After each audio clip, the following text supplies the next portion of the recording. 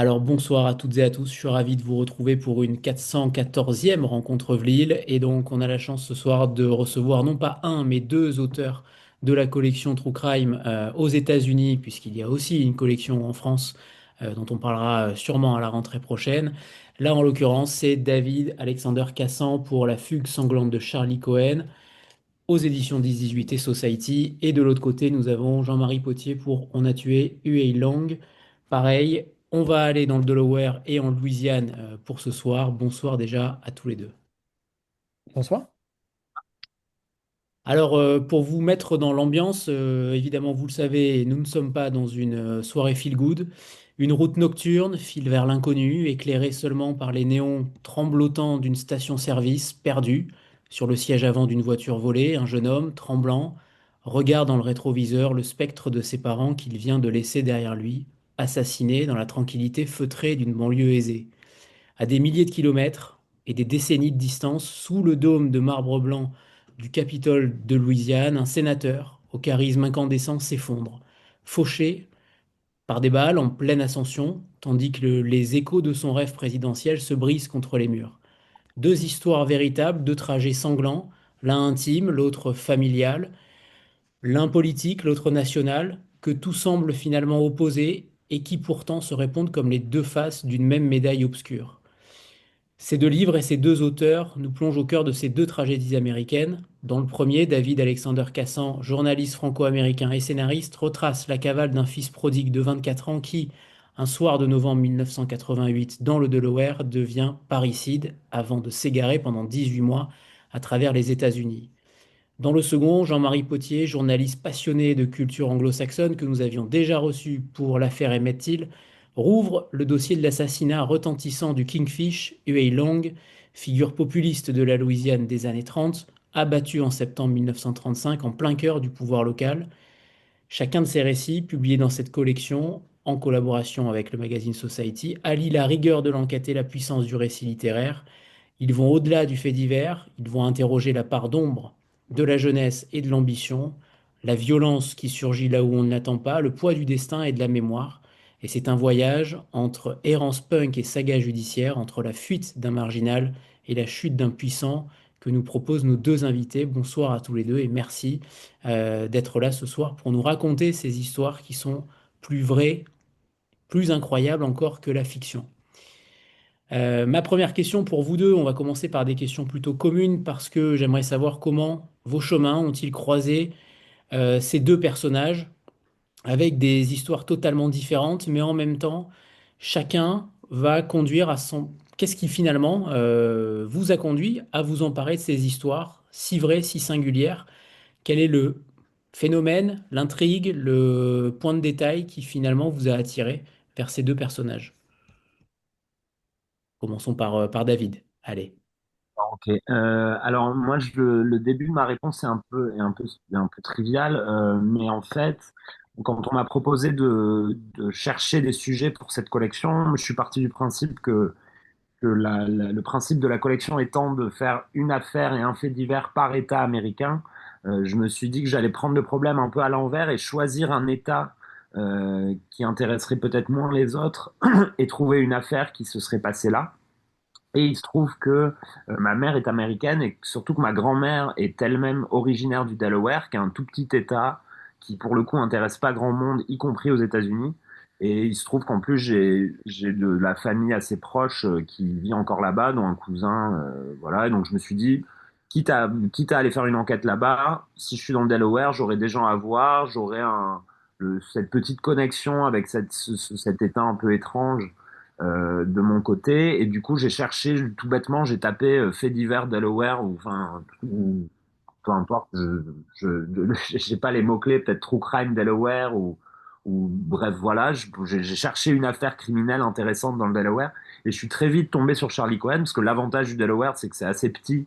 Donc en fait, les grandes histoires qui ont pu intéresser le reste du pays se comptent sur les doigts de la main ou peut-être de deux mains, mais voilà. Et du coup, j'ai lu un peu, j'ai farfouillé un peu dans plusieurs affaires, et puis vu qu'il y avait cette affaire Cohen, très vite, ça m'a accroché. Et du coup, pour répondre un peu plus directement à ta question, ce qui m'a intéressé, moi, dans l'affaire dans l'affaire Cohen, je crois que c'était le caractère finalement très banal du parricide, qui est un meurtre qui reste relativement rare, qui est un meurtre qui est évidemment porteur de beaucoup de sens. Mais en fait, ce que j'aimais bien dans cette histoire très précise, c'est qu'il y avait un peu la banalité de l'ado, du post-ado ici, parce il va quand même sur ses 23 ans quand il tue ses parents, mais il habite encore avec eux, il a une relation avec ses parents qui ressemble encore beaucoup à une relation de, d'ado en rupture de banc. Et du coup, je crois que ce qui m'a intéressé, c'était un peu la banalité de ça. En fait, c'est un ado mal adapté, en colère, rebelle, fâché contre ses parents, qui un jour décide de les tuer. Et en fait, avec un peu dans l'idée ce truc de n'importe quel ado qui a claqué la porte de sa chambre en disant je vous déteste, ce qui correspond à quand même pas mal d'ados, aurait pu peut-être, s'il était dans un pays où la violence était aussi omniprésente, peut-être que finalement ce geste-là aurait pu devenir possible. Et je crois que c'est ça qui m'a intéressé. Et puis après, promis, j'arrête ce long tunnel, mais après, je crois que ce qui m'a intéressé dans l'histoire, c'est dans la façon dont dans la façon dont elle se développe, c'était le fait qu'en fait, on partait de quelque chose que je connais bien, c'est-à-dire, pour aller vite, la classe moyenne, plutôt blanche, mais pas WASP, de la côte est des États-Unis. Alors, il se trouve que les Cohen sont peut-être un poil plus compliqué que ça, mais c'est quand même ça. C'est-à-dire que globalement, c'est une Amérique que moi je connais. Enfin, voilà, c'est l'Amérique à laquelle je suis exposé depuis que je suis petit. Mais en fait, en tuant ses parents et en partant en cavale à travers les États-Unis, là, cette histoire, elle résonnait en moi avec plutôt des récits, avec plutôt l'Amérique que j'ai découvert dans les livres, dans les films, dans les disques aussi, qui est voilà l'Amérique des grands espaces, l'Amérique où finalement il y a toujours une solution, une possibilité de s'en sortir si on part vers l'Ouest. Et voilà, je crois que c'était un peu ce mélange entre ce que je connais concrètement de la réalité et ce qui m'a toujours intéressé dans la fiction. Et finalement, cette histoire arrivait à marier ces deux choses-là. Voilà. J'espère que j'ai pas été trop long. Non, très bien, très bien. Prenez le temps de répondre justement tous les deux. C'est jamais évident de laisser la place pour deux auteurs. Donc justement, prenez le temps parce que clairement, il y a beaucoup de choses à dire. On va y revenir. Jean-Marie, c'est à toi. Oui, alors moi, comme tu disais, Anthony, j'avais fait un livre il y a un an et demi donc, qui s'appelait L'affaire Emmett Till, donc qui était sur l'assassinat d'Emmett Till dans le Mississippi en 1955. Et comme j'avais adoré l'expérience, j'ai assez vite voulu justement me trouver un nouveau projet pour la collection. Et le principe de la collection, c'est non seulement effectivement que, comme l'a dit David, qu'à chaque fois on cherche un état différent à explorer, mais qu'on cherche aussi un type d'affaires qui n'a pas encore été traité dans la collection. Et parmi les types d'affaires qui n'avaient pas été traités, il y avait les assassinats politiques. Sachant que les États-Unis ont une grosse histoire en la matière. Sur 45 présidents américains, il y en a 4 qui sont morts assassinés. Lincoln, Kennedy, et puis deux présidents un peu moins connus qui s'appellent Garfield et McKinley. Il y a eu d'autres tentatives d'assassinat sur d'autres personnalités politiques. Alors, on a vu récemment, il y a un an et demi, Trump est passé à quelques centimètres ou millimètres lui-même d'être assassiné en Pennsylvanie. Voilà, donc il y a quand même toute une histoire là-dessus, alors qui n'est pas exclusive aux États-Unis, en France aussi. D'ailleurs, on a eu nos assassinats ou tentatives d'assassinat politique, mais en tout cas qui est quand même très présente et qui me fascinait pas mal. Voilà, j'ai vu beaucoup de fois, notamment le film JFK d'Oliver Stone sur lequel mon avis a d'ailleurs changé au fil du temps, mais en tout cas, je l'ai vu beaucoup et toujours avec quand même un grand plaisir. Et donc voilà, j'avais un peu cette envie de proposer quelque chose sur ce thème-là. Et sur ce thème-là, en fait, si justement on veut sortir des énormes affaires Kennedy et Lincoln, qui sont vraiment colossales et quand même, qui deviennent quand même difficiles à résumer en 200 pages, assez vite on tombe sur l'affaire Huey Long, donc, qui a été lui, qui est mort, lui, abattu par balle en 1935, qui est un peu le plus grand crime politique américain si on exclut justement les assassinats de présidents. Donc ça, c'est la première chose qui m'a orienté vers cette affaire. Et puis il y a une deuxième chose qui est venue un peu croiser ça, qui était que j'ai pas mal bossé depuis pas loin de 10 ans pour le coup sur Trump, la présidence Trump, voilà ce qu'elle signifie. Et alors je sais plus exactement quand ça devait être en 2016-2017, il y avait eu un éditeur français qui avait réédité un roman qui s'appelle Impossible ici. Donc le titre anglais, c'est It Can't Happen Here. Donc, c'est un roman qui est écrit par un écrivain qui s'appelle Sinclair Lewis, qui a eu le prix Nobel dans les années 1920 ou 1930, et qui imaginait une Amérique dirigée par un dictateur, d'un dictateur fasciste, en gros, sur un modèle de Mussolini. Et son personnage principal a été très clairement inspiré de Huey Long. Et donc, c'est à cette occasion-là, finalement, c'est en lisant ce roman aussi que j'ai découvert ce personnage haut en couleur de l'histoire américaine qui est pas très connu en France. Et donc, au final, c'est un peu de la conjonction de ces deux courants, c'est-à-dire cette envie de raconter un assassinat politique américain et cette envie aussi de raconter un moment particulier de l'histoire des États-Unis, c'est-à-dire les années 30, la Grande Dépression, le New Deal, la présidence Roosevelt, et puis aussi ce moment où il y a quand même une partie de l'Amérique qui rêvait d'avoir un Mussolini ou un Hitler américain. Donc c'est aussi l'envie de raconter cette époque-là qui m'a orienté vers cette histoire. Et puis avec aussi un dernier aspect intéressant qui est que quand j'avais fait mon livre sur Emmett Till, au final, Emmett Till, alors c'était déjà une vraie affaire criminelle, c'est-à-dire avec une vraie enquête, des preuves, des pièces à conviction, des témoignages, Et derrière tout ça, c'était une affaire criminelle qui avait changé l'histoire des États-Unis voilà, en provoquant des changements positifs, un mouvement social très important. Et là, avec l'affaire Huey Long, j'avais aussi une affaire avec une vraie enquête criminelle, une enquête, des contre-enquêtes journalistiques, des contre-enquêtes policières, des preuves, des pièces à conviction, l'ADN, tout ce qu'on veut. Mais qui avait aussi changé l'histoire des États-Unis, mais en creux. Parce que finalement, ça consistait à dire qu'est-ce qui se serait passé, non pas si ce meurtre avait eu lieu, mais qu'est-ce qui serait passé si ce meurtre n'avait pas eu lieu. C'est-à-dire, est-ce que mon personnage principal serait devenu président des États-Unis ou est-ce qu'en fait, il aurait terminé sa carrière autrement? Voilà, il y avait ce côté un peu uchronique dans cette histoire qui m'intéressait beaucoup. Et d'ailleurs, le livre débute ainsi. Au début, on comprend pas très bien. On se dit, mais il est mort en 35, mais il est déjà potentiellement président de la République en 41. Et ça, c'est très bien fait aussi, puisque on fait mine que Huey Long, en effet, a été déclaré président de la République, président, pardon, des États-Unis en 41. Oui, Euh, c'est parce qu'en fait, je cherchais un moyen de commencer le livre sans, par exemple, sans raconter le lieu du crime. Parce que par exemple, pour le livre sur Emmett Till, j'étais parti du lieu du crime tel qu'il existe aujourd'hui dans les années 2020. Voilà, j'aurais pu partir d'autre chose, de raconter peut-être le crime tel qu'il avait eu lieu. Et c'est vrai que j'avais peur un peu de me répéter. Donc c'est pour ça que je suis parti finalement dans quelque chose que j'avais pas forcément imaginé au départ, qui était de créer une scène de fiction pour commencer.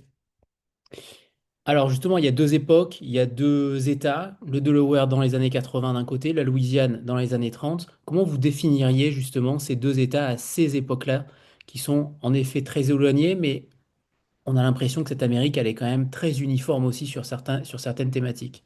David.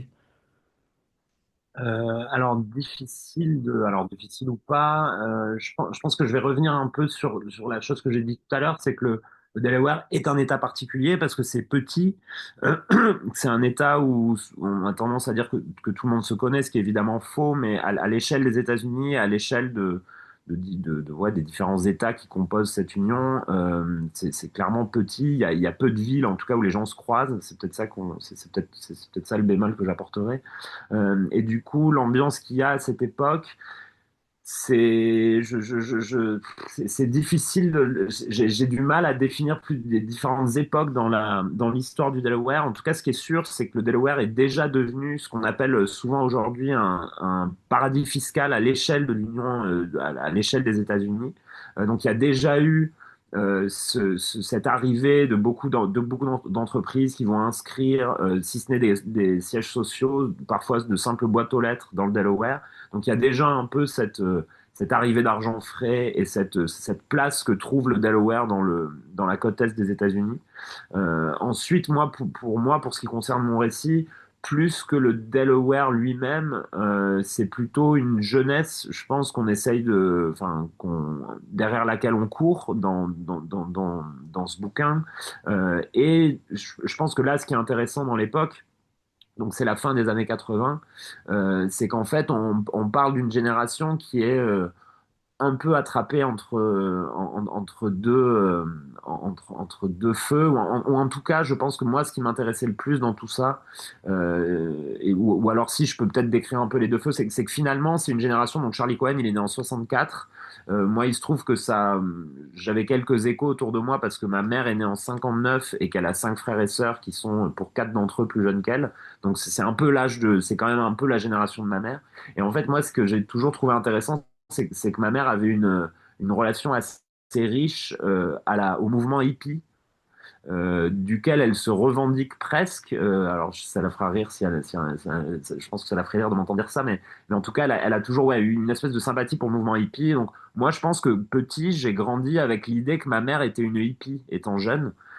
Et puis voilà, plus tard, en écoutant enfin voilà, comme tout à l'heure, en lisant des livres, en écoutant de la musique, en regardant des films, je me suis rendu compte qu'en fait, pas du tout. Qu'en fait, le Summer of Love, c'est 69, que ma mère était quand même, enfin, elle allait sur ses 10 ans, donc elle venait d'avoir 10 ans, donc c'est quand même un peu jeune pour aller à Haight-Ashbury prendre du LSD. Donc en fait, ma mère a vécu le mouvement hippie par procuration. Elle a vécu le mouvement hippie une fois qu'il était mort, comme un espèce d'idéal qui en fait rentrait en confrontation directe, je crois, avec l'Amérique qu'elle a connue, c'est-à-dire de la fin des années 70 et le début des années 80, qui est, alors moi c'est en tout cas ce qu'on m'a toujours raconté, qui est l'Amérique qui se convertit définitivement au culte de l'argent et de l'individualisme, quoi. C'est l'élection de Reagan, les yuppies ont remplacé les hippies depuis très longtemps.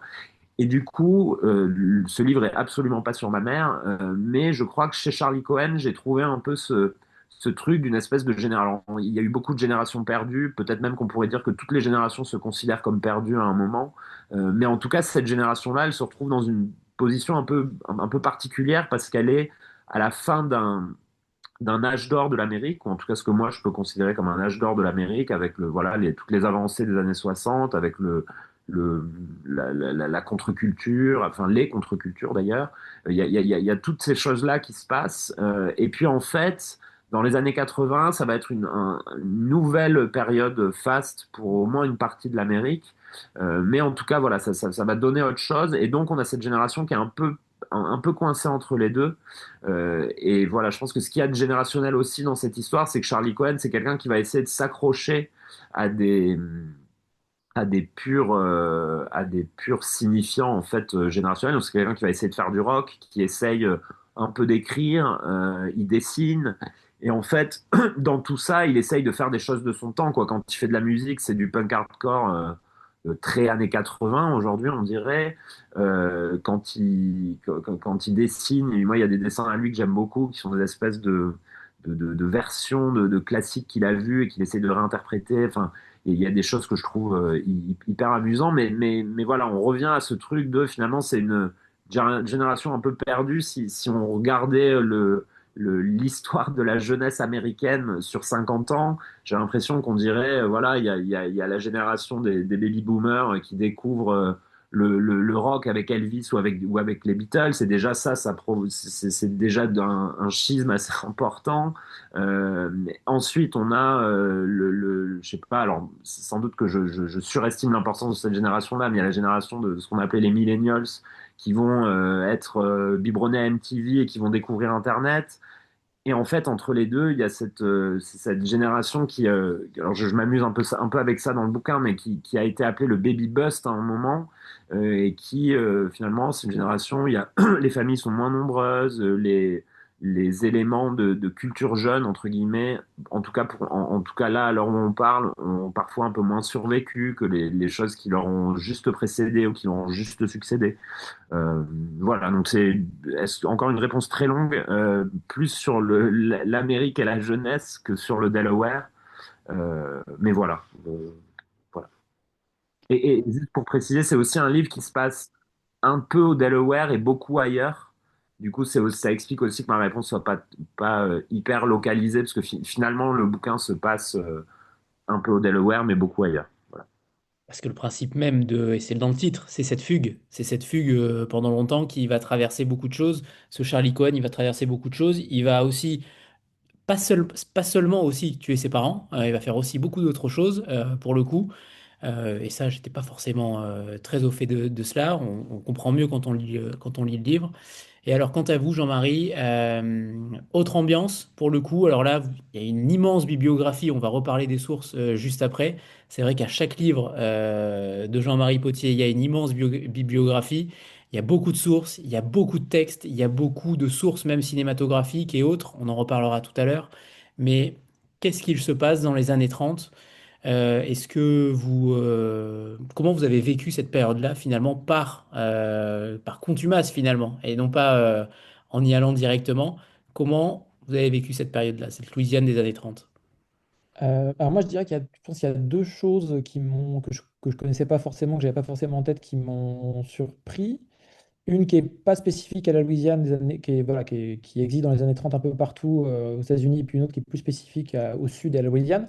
Le premier truc, c'est qu'en fait, effectivement, bah, comme tout le monde, quand j'étais au lycée, on étudie l'histoire des États-Unis des années 30. Alors on nous dit qu'en 1929, il y a eu la grande crise financière, puis après, il y a Roosevelt qui est élu président des États-Unis, puis il met en place son grand programme pour sortir l'Amérique de la misère, donc il s'appelait le New Deal, et puis ça fonctionne.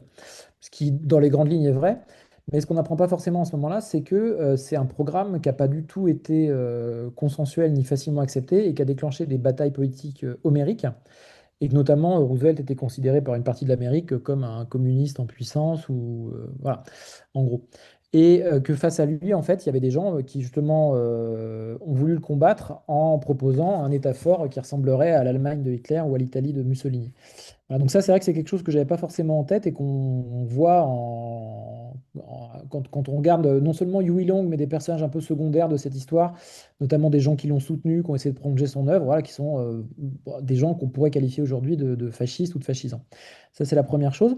La deuxième chose sur le Sud, alors bah, j'avais bossé sur le Mississippi pour le livre précédent.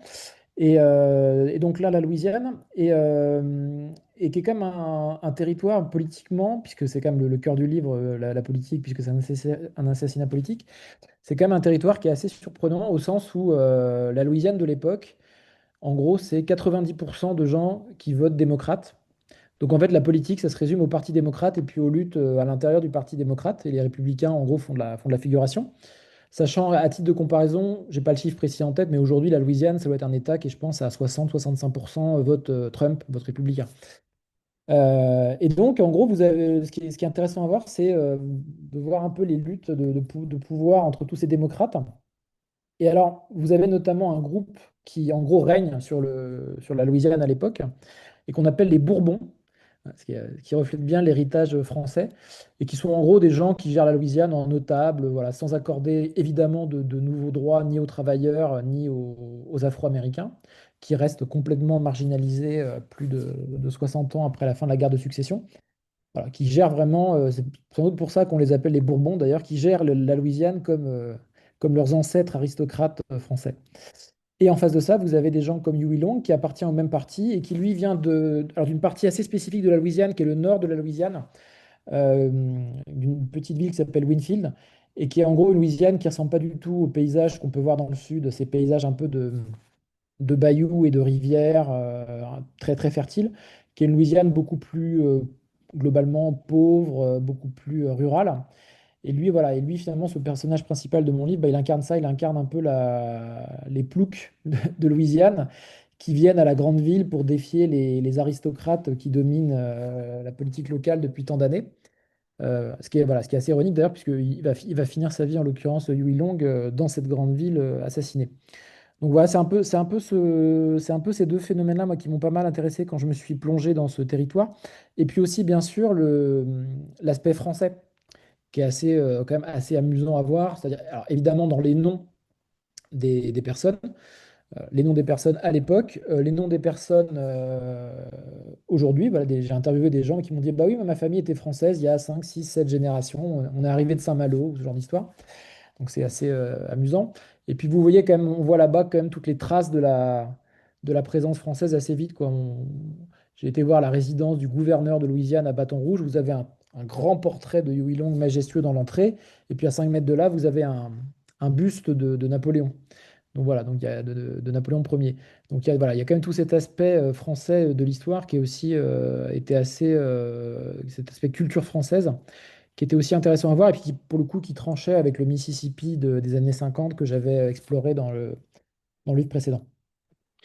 Alors, ces histoires, vous en avez pas un petit peu parlé tout à l'heure, Jean-Marie, ces histoires, elles appartiennent au passé, mais en même temps, elles résonnent étrangement, ou pas d'ailleurs, avec notre présent, mais elles résonnent clairement. Comment vous voyez les choses? Qu'est-ce que ça dit de notre monde contemporain, y compris de la société française aussi, parce qu'il y a des relents par moment. Le destin du Elong, clairement, on a parlé de Donald Trump tout à l'heure, c'est le cas, et pas que. On a l'impression qu'on veut tirer à boulet rouge aussi sur certains politiques de la même manière qu'avec Huey Long. Et de l'autre côté, on a cette jeunesse en perdition, ces jeunes en rupture, qu'il s'agisse de drogue, de violence familiale. Il y a quand même des relents aujourd'hui Alors, on va pas dire que tous les ados qui sont en rupture vont tuer leurs parents, on est d'accord. Mais quand même, ça nous fait penser aussi aux frères Menendez avec la série Netflix récente pour Charlie Cohen. Clairement, il y a des relents. Comment vous voyez les choses? Est-ce que vous êtes surpris que ça résonne aussi fortement avec le monde contemporain? Bah, j'y vais si tu veux, David. Alors, en fait, la résonance, effectivement, bah, c'est quelque chose que j'avais très vite en tête quand même, parce que moi, j'ai commencé à travailler sur le livre fin 2024. Donc, effectivement, à ce moment-là, notamment pour la résonance la plus contemporaine, qui est la tentative d'assassinat de Trump en juillet 2024. Évidemment, ça, je l'avais bien en tête. Et moi, ça m'a inspiré notamment deux choses. La première qui est le besoin qu'on a dans ce genre d'événements exceptionnels d'échafauder des théories, notamment quand la vérité paraît comment dire, simple de manière un peu décevante. Donc très vite, on essaie on essaie de se dire, ça peut pas être aussi simple que ça. En l'occurrence, là, dans l'affaire Huey Long, par exemple, c'est de dire, bah, Huey Long a été abattu par un homme seul qui est venu de sa propre initiative pour régler un différend d'ordre privé. Et assez vite, des gens vont se dire, c'est pas possible que ce soit aussi simple. Il faut forcément qu'il y ait soit un motif beaucoup plus noble, entre guillemets, beaucoup plus collectif, soit justement qu'il y ait une action collective, un complot. Mais en tout cas, ça peut pas être aussi simple que ça. Et là, vraiment, pour le coup, j'y ai trouvé une grosse résonance avec, alors non seulement effectivement avec ce qui s'est passé avec Trump, où globalement, tout le monde, voilà, la plupart des gens raisonnables ont quand même accepté la version officielle qui est la bonne, parce qu'on sait qu'il a tenté de tirer sur Trump, mais on a quand même vu à cette occasion apparaître toute une série de théories bizarres, des gens qui ont dit, mais pourquoi c'est quand même bizarre ce sang sur son visage, est-ce qu'il n'a pas une capsule de sang qui l'a fait éclater? Enfin, il y a des théories absolument délirantes. Mais ça m'a rappelé aussi évidemment d'autres épisodes de l'histoire de l'Amérique, notamment l'assassinat de Kennedy, qui est un peu pour lequel l'assassinat du Huey Long a un peu fait office de matrice en quelque sorte historique, où on retrouve la même chose, c'est-à-dire ça peut pas être aussi simple que ça. Kennedy peut pas avoir été abattu par un pauvre type raté et amer. Il faut forcément qu'il y ait une histoire beaucoup plus profonde et beaucoup plus complexe derrière. Et ça, voilà, moi, ça, je trouve que c'est vraiment une résonance intéressante. Et en fait, il y a quelques années, j'avais lu un livre, un très bon livre sur Kennedy en français, qui s'appelle, si mon souvenir est bon, Qui n'a pas tué Kennedy? Et l'auteur concluait en fait qu'il y a un besoin psychologique dans ce genre d'affaires d'assassinat politique, en fait, qui est justement qui est de se dire, il est inacceptable pour nous qu'un homme puissant qui tient en gros le destin du monde entre ses mains puisse être abattu par un raté ou un minable ou un mec venu là quasiment au hasard. Et on va forcément à ce moment-là chercher à échafauder quelque chose de beaucoup plus qui fasse sens pour nous. Et c'est un peu, j'ai eu un peu l'impression aussi de retrouver cette histoire-là quand j'ai enquêté sur cette affaire-là. Alors, David Alexander. Ouais, alors bah, du coup, pour les échos avec aujourd'hui, je pense que c'est aussi pour ça que je trouvais ça plus pertinent que Jean-Marie réponde en premier, parce que je pense que les échos sont plus évidents, à la fois plus riches. L'histoire de Charlie Cohen, justement, je crois qu'en fait, il me semble qu'il y a d'une certaine façon, elle est presque intéressante pour tous les endroits où elle ne fait pas écho à aujourd'hui. Parce qu'en fait, j'ai l'impression que le, le- comment dire, le fait le plus évident à trouver de ce côté-là, c'est qu'en fait, Charlie Cohen est donc un jeune de la fin des années 80, un jeune qui tue ses parents et qui part en cavale à la fin des années 80. Et en fait, ce qui est ce qui est fondamentalement différent avec ce qui se passe aujourd'hui, c'est qu'un jeune d'aujourd'hui, il serait déjà surconnecté, euh, euh, enfin voilà, socialement, numériquement. Enfin, Donc, il y aurait déjà l'espèce d'isolation dans laquelle se trouve Charlie parce que ses parents ont déménagé, etc. Alors, je dis pas que les réseaux sociaux n'isolent pas les jeunes, évidemment, mais en tout cas, cette isolation-là serait de nature fondamentalement différente, puisqu'en fait, Internet et les réseaux sociaux et tout ça prendraient forcément une place, si ce n'est beaucoup de place, dans la vie de cet adolescent de 22 ans et de 22 ans et demi. Et aussi pour toute la suite du récit, qui est quand même enfin, c'est une fugue d'une part, mais une enquête policière d'autre part. En fait, cette enquête-là, elle serait différente du tout au tout par rapport à ce qu'elle est aujourd'hui, puisque pour vous donner une idée de ce qui se passe à l'époque, le policier qui enquête, qui a sur la piste de Charlie Cohen depuis le Delaware, il envoie des flyers avec la tête de Charlie Cohen et ce qu'il a fait à des commissariats un peu aux quatre coins des États-Unis, dans les zones où il soupçonne que Cohen soit à ce moment-là. En fait, c'est des choses qui aujourd'hui se font, c'est d'une simplicité enfantine. C'est très facile aujourd'hui, si quelqu'un est recherché pour un meurtre aussi horrible, de faire circuler son visage de façon ciblée, de façon moins ciblée. Donc je crois que oui, d'une certaine façon, ce qui est intéressant, c'est presque la façon dont en fait cette histoire raconte quelque chose d'une époque, mais d'une époque complètement révolue et d'une époque dans laquelle on ne vit plus et qui, par plein d'aspects, dont certains que je viens de citer, paraît d'autant plus lointaine et étrangère aujourd'hui. Alors, on va garder David par rapport aux recherches notamment, et ensuite on verra avec Jean-Marie, mais comment vous avez travaillé le sujet? Qu'est-ce qui vous a surpris quand vous avez interrogé certains témoins, certains descendants de la famille? Euh, Comment on arrive à redonner vie à tous ces décors? Et en même temps, comment on arrive à retranscrire ce qu'on nous dit sans trahir? J'aimerais bien savoir finalement quelles ont été l'ensemble de vos recherches. Vous avez été sur place tous les deux, vous avez côtoyé beaucoup de monde, vous avez parlé avec beaucoup de personnes aussi. La masse, elle est extrêmement importante, on en est conscient. Comment on résume ça dans un livre, comment on la transmet. Et j'aimerais aussi savoir, parce que vous avez découvert des choses assez hallucinantes, tous les deux aussi, que ce soit a posteriori ou directement sur place, mais finalement, qu'est-ce que vous retenez de cette expérience-là? Alors, pour ce qui est de l'enquête, effectivement, comme pour tous les auteurs de la collection, je suis allé aux États-Unis pour faire des recherches. Euh, mais je vais c'est surtout pas pour contredire la question, mais en fait, moi, sur le volume de recherche, et je pense que c'est quelque chose qui m'allait bien, parce que je peux avoir tendance à me perdre dans des trous de lapin, comme on dit en anglais. Je peux avoir tendance à vouloir faire trop de recherches, à y passer trop de temps et du coup à repousser l'écriture et à continuer à chercher, à chercher, à chercher des détails. Moi, j'avais un avantage du coup, vu que j'ai un peu ce trope psychologique. J'avais un avantage, c'est qu'en fait, mes recherches étaient limitées par les circonstances même de l'affaire, vu que le cœur narratif de mon histoire, c'est donc la fugue ou la cavale, en fait, pour parler en termes policiers, de Charlie Cohen.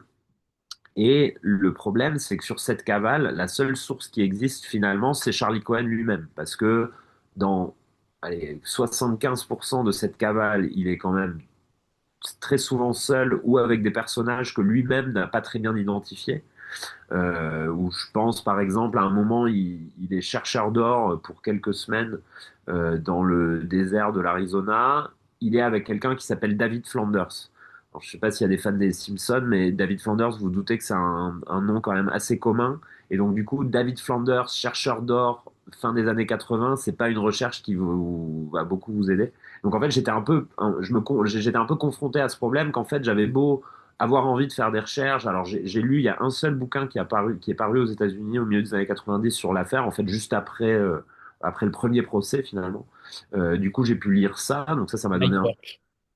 Comment? Mike Walsh. Exactement, voilà, Mike Walsh, le livre s'appelle Fallen Son, il est très riche, il a ce défaut qu'ont parfois certains livres, certains livres américains, il y a un peu, je trouve, voilà, il y a une volonté d'être exhaustif et du coup ça donne un livre un peu foisonnant dans lequel on se perd un peu. Mais en tout cas, Le seul problème, David, si je me permets, c'est que l'auteur est introuvable depuis. C'est ça qui est très intéressant. En tout cas, Alors voilà, après, c'est une des seules sources. peu comme pour David Flanders, le problème c'est que Mike Walsh, c'est pas la combinaison prénom, nom de famille la plus originale aux États-Unis. Donc je pense que ça a joué dans le fait que je le retrouve pas. Mais voilà, toujours est-il que mes recherches étaient un peu limitées. Donc en fait, moi, ma principale source, ça aurait dû être Charlie Cohen. Donc j'ai un peu galéré, mais j'ai réussi à récupérer son numéro d'écrou et à lui envoyer un courrier depuis la France en lui expliquant ce que j'étais en train de faire, en lui disant que je comprenais bien qu'il avait jamais donné d'interview depuis sa capture. Donc, je me doutais bien qu'il allait pas m'en donner une à moi, mais un peu pour lui dire, voilà, finalement, je vous demande rien, mais j'aimerais bien pouvoir vérifier certaines choses avec vous. Il m'a jamais répondu, je m'en doutais un peu. Et donc après, j'avais des sources pour certains coins de mon récit. Donc j'ai raconté qu'il y avait enfin, il y avait une enquête policière qui est évidemment intéressante parce que ça permet d'avoir un peu un contrepoint à la cavale. Donc là, pour ça, j'ai eu de la chance, j'ai pu parler assez longuement et de façon, enfin, c'est une vraie relation, quoi. On s'est parlé, reparlé. Il m'a raconté des choses, je les ai revérifiées après, enfin, etc. Avec le flic en charge de l'affaire, donc qui s'appelle John Downs, qui a été super. Euh, et après, j'ai eu beaucoup de sources au moment du moment du procès. Mais là, pour revenir un peu à ce que tu disais, et je pense que c'est là où c'est intéressant le contraste avec l'histoire de Jean-Marie, c'est que finalement, l'histoire que raconte Jean-Marie, elle est notamment passionnante parce que elle obsède encore des gens jusqu'à aujourd'hui. Alors que finalement, ce qui s'est passé avec Charlie Cohen, il y a effectivement un certain Mike Walsh qui a écrit un livre au milieu des années 90. Il y a les familles enfin, en fait, il y a la famille enfin, la famille de ses deux parents finalement, parce que voilà, Charlie est fils unique, donc il y a pas de victime collatérale à ce niveau-là. Par contre, il y a ses familles. Là, j'ai contacté des gens, on m'a jamais répondu. Je peux comprendre pourquoi les descendants de ses oncles et tantes n'ont pas envie enfin, en fait, ses cousins germains à lui n'ont pas spécialement envie de parler de ce qui lui est arrivé. Euh, et du coup, voilà, du coup, moi, il y avait, en fait, mon enquête était un peu limitée et finalement, enfin, limitée. J'ai quand même passé 2 semaines là-bas. J'ai rencontré, comme je vous disais, beaucoup de gens impliqués sur le procès. Donc, un des avocats, les deux procureurs, le juge en charge de l'affaire. Voilà, donc, plein de gens qui ont travaillé dessus. Et en fait, oui, pardon, ce que je disais, le contraste avec l'histoire de Jean-Marie, c'est que finalement, dans la carrière de ces gens-là, l'affaire Charlie Cohen était une affaire mémorable, mais c'est pas non plus l'affaire de leur carrière, en fait, finalement. Donc le juge, il se rappelait un peu de Charlie, machin, mais bon voilà quoi, il a eu une carrière brillante de 40 ans dans le Delaware, et finalement, cette histoire a des valeurs d'anecdote. Voilà, donc ça rendait pas les interviews moins intéressantes, mais disons qu'il y avait quand même voilà, je savais que je venais pas gratter, voilà, je venais raconter une histoire qui pouvait être petite et qu'il fallait pas non plus grandir de façon trop artificielle. Et du coup, pardon, je fais encore une réponse longue, mais je finis sur en fait, la dernière partie des recherches. Qui pour moi était des recherches que j'ai fait vraiment en parallèle de l'écriture, ou même parfois au moment même de l'écriture, c'est qu'en fait, j'avais une base de récit, je pouvais quand même me baser sur les interrogatoires de Charlie Cohen avec la police, donc j'avais quand même pas mal d'éléments sur la cavale comme ça, il y avait un peu toutes les sources annexes que j'ai évoquées. Sur place, j'ai fait du travail de reportage qui devait nourrir certains moments du récit. Tu parlais tout à l'heure de, comment dire, de refaire vivre des décors, les décors de l'affaire. Donc j'ai fait ce travail-là, j'ai été discuter avec des gens dans la ville étudiante où il est dans le Delaware au moment où il commet les meurtres, essayer d'un peu discuter de quelle était la scène un peu alternative, qui était dans des groupes de rock à la fin des années 80 dans cette ville-là. Donc j'avais un peu des choses de reportage de terrain, mais qui étaient toujours contraints par la distance temporelle, parce que je pense qu'on sait tous ici que les États-Unis est un pays qui, encore plus que la France, change beaucoup. Pour moi, c'est lié notamment au caractère dérégulé de l'économie capitaliste là-bas, en fait, qui fait que finalement, il y a pas beaucoup de filets de sécurité pour une boîte qui coule, pour un restaurant qui n'a pas assez de clients. En fait, très vite, bah, il va fermer, il va être remplacé par autre chose. Alors, si vous venez dans une ville pour un peu que ce soit, voilà, si on parle des métropoles, New York, vous faites un voyage à New York et vous revenez 5 ans plus tard, tout a changé. Et ça fait partie du charme de ces villes-là et de ce pays-là. Mais du coup, voilà, y avait un petit enjeu en fait, et pardon, c'est ça la dernière partie de mes recherches, c'était quand il s'agissait d'écrire. Moi, j'avais une base factuelle. C'est souvent Charlie pouvait avoir dit aux flics, j'étais dans telle ville à tel endroit, j'ai pris le bus pour aller de telle ville à telle ville. Donc j'avais des éléments factuels. Mais après, il fallait que j'habille tout ça. Et pour habiller tout ça, c'était des recherches parfois un peu absurdes, quoi, sur qu'est-ce qui s'est passé dans les parcs de New York. Dans l'année 89, enfin, des trucs un peu des trucs un peu étranges comme ça, mais j'ai trouvé des petits trucs, j'ai des faits divers un peu annexes que je me suis amusé à rajouter dans le bouquin.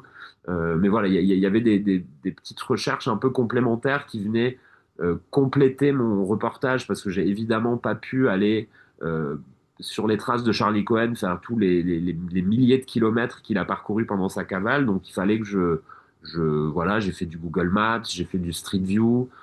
J'ai été lire des trucs sur Reddit de gens qui se rappelaient de San Francisco dans les années 80. Enfin, peu importe, c'était assez euh, fouillis comme recherche et un peu en même temps que l'écriture, donc c'était pas toujours très efficace. Mais en tout cas, voilà, pour moi, en tout cas, il y avait une partie des recherches qui étaient presque pas sur l'affaire, mais plus sur une ville à cette époque-là, comment est-ce que on se déplace de tel endroit à tel endroit à l'époque. Euh, voilà. Et votre différence aussi avec le livre de Jean-Marie, c'est que peut-être qu'on parle moins lorsque les protagonistes sont encore vivants. Pour le coup, Charlie Cohen l'est encore. Pour Huey Long, tout le monde est décédé. Donc pour le coup, c'est quand même aussi plus délicat, à mon sens, d'avoir un tissu de recherche. Ouais, sans doute, c'est sûr et certain, c'est très juste comme remarque.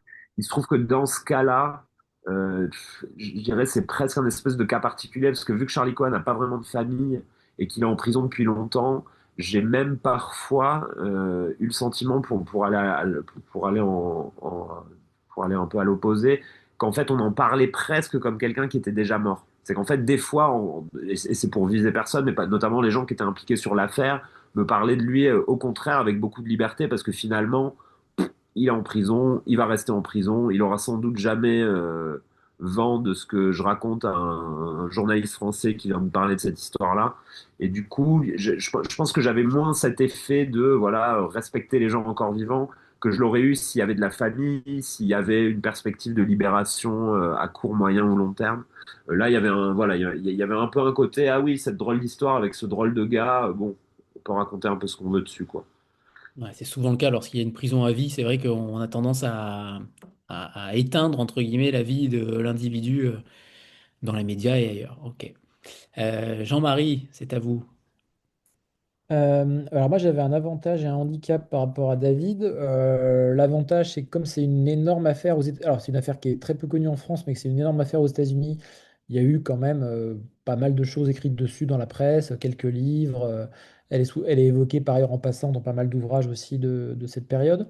Donc ça fait quand même une base de travail assez intéressante. Le handicap, bien sûr, étant que comme mon affaire se déroule 50 ans avant celle de David, pour trouver des témoins, c'est forcément beaucoup plus complexe.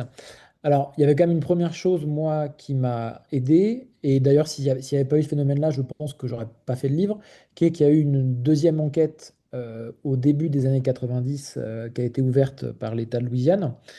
Et pour le coup, et sachant qu'en plus, en parallèle d'une autre enquête qui était plus une enquête familiale menée par la famille du suspect de l'assassinat qui voulait blanchir son nom.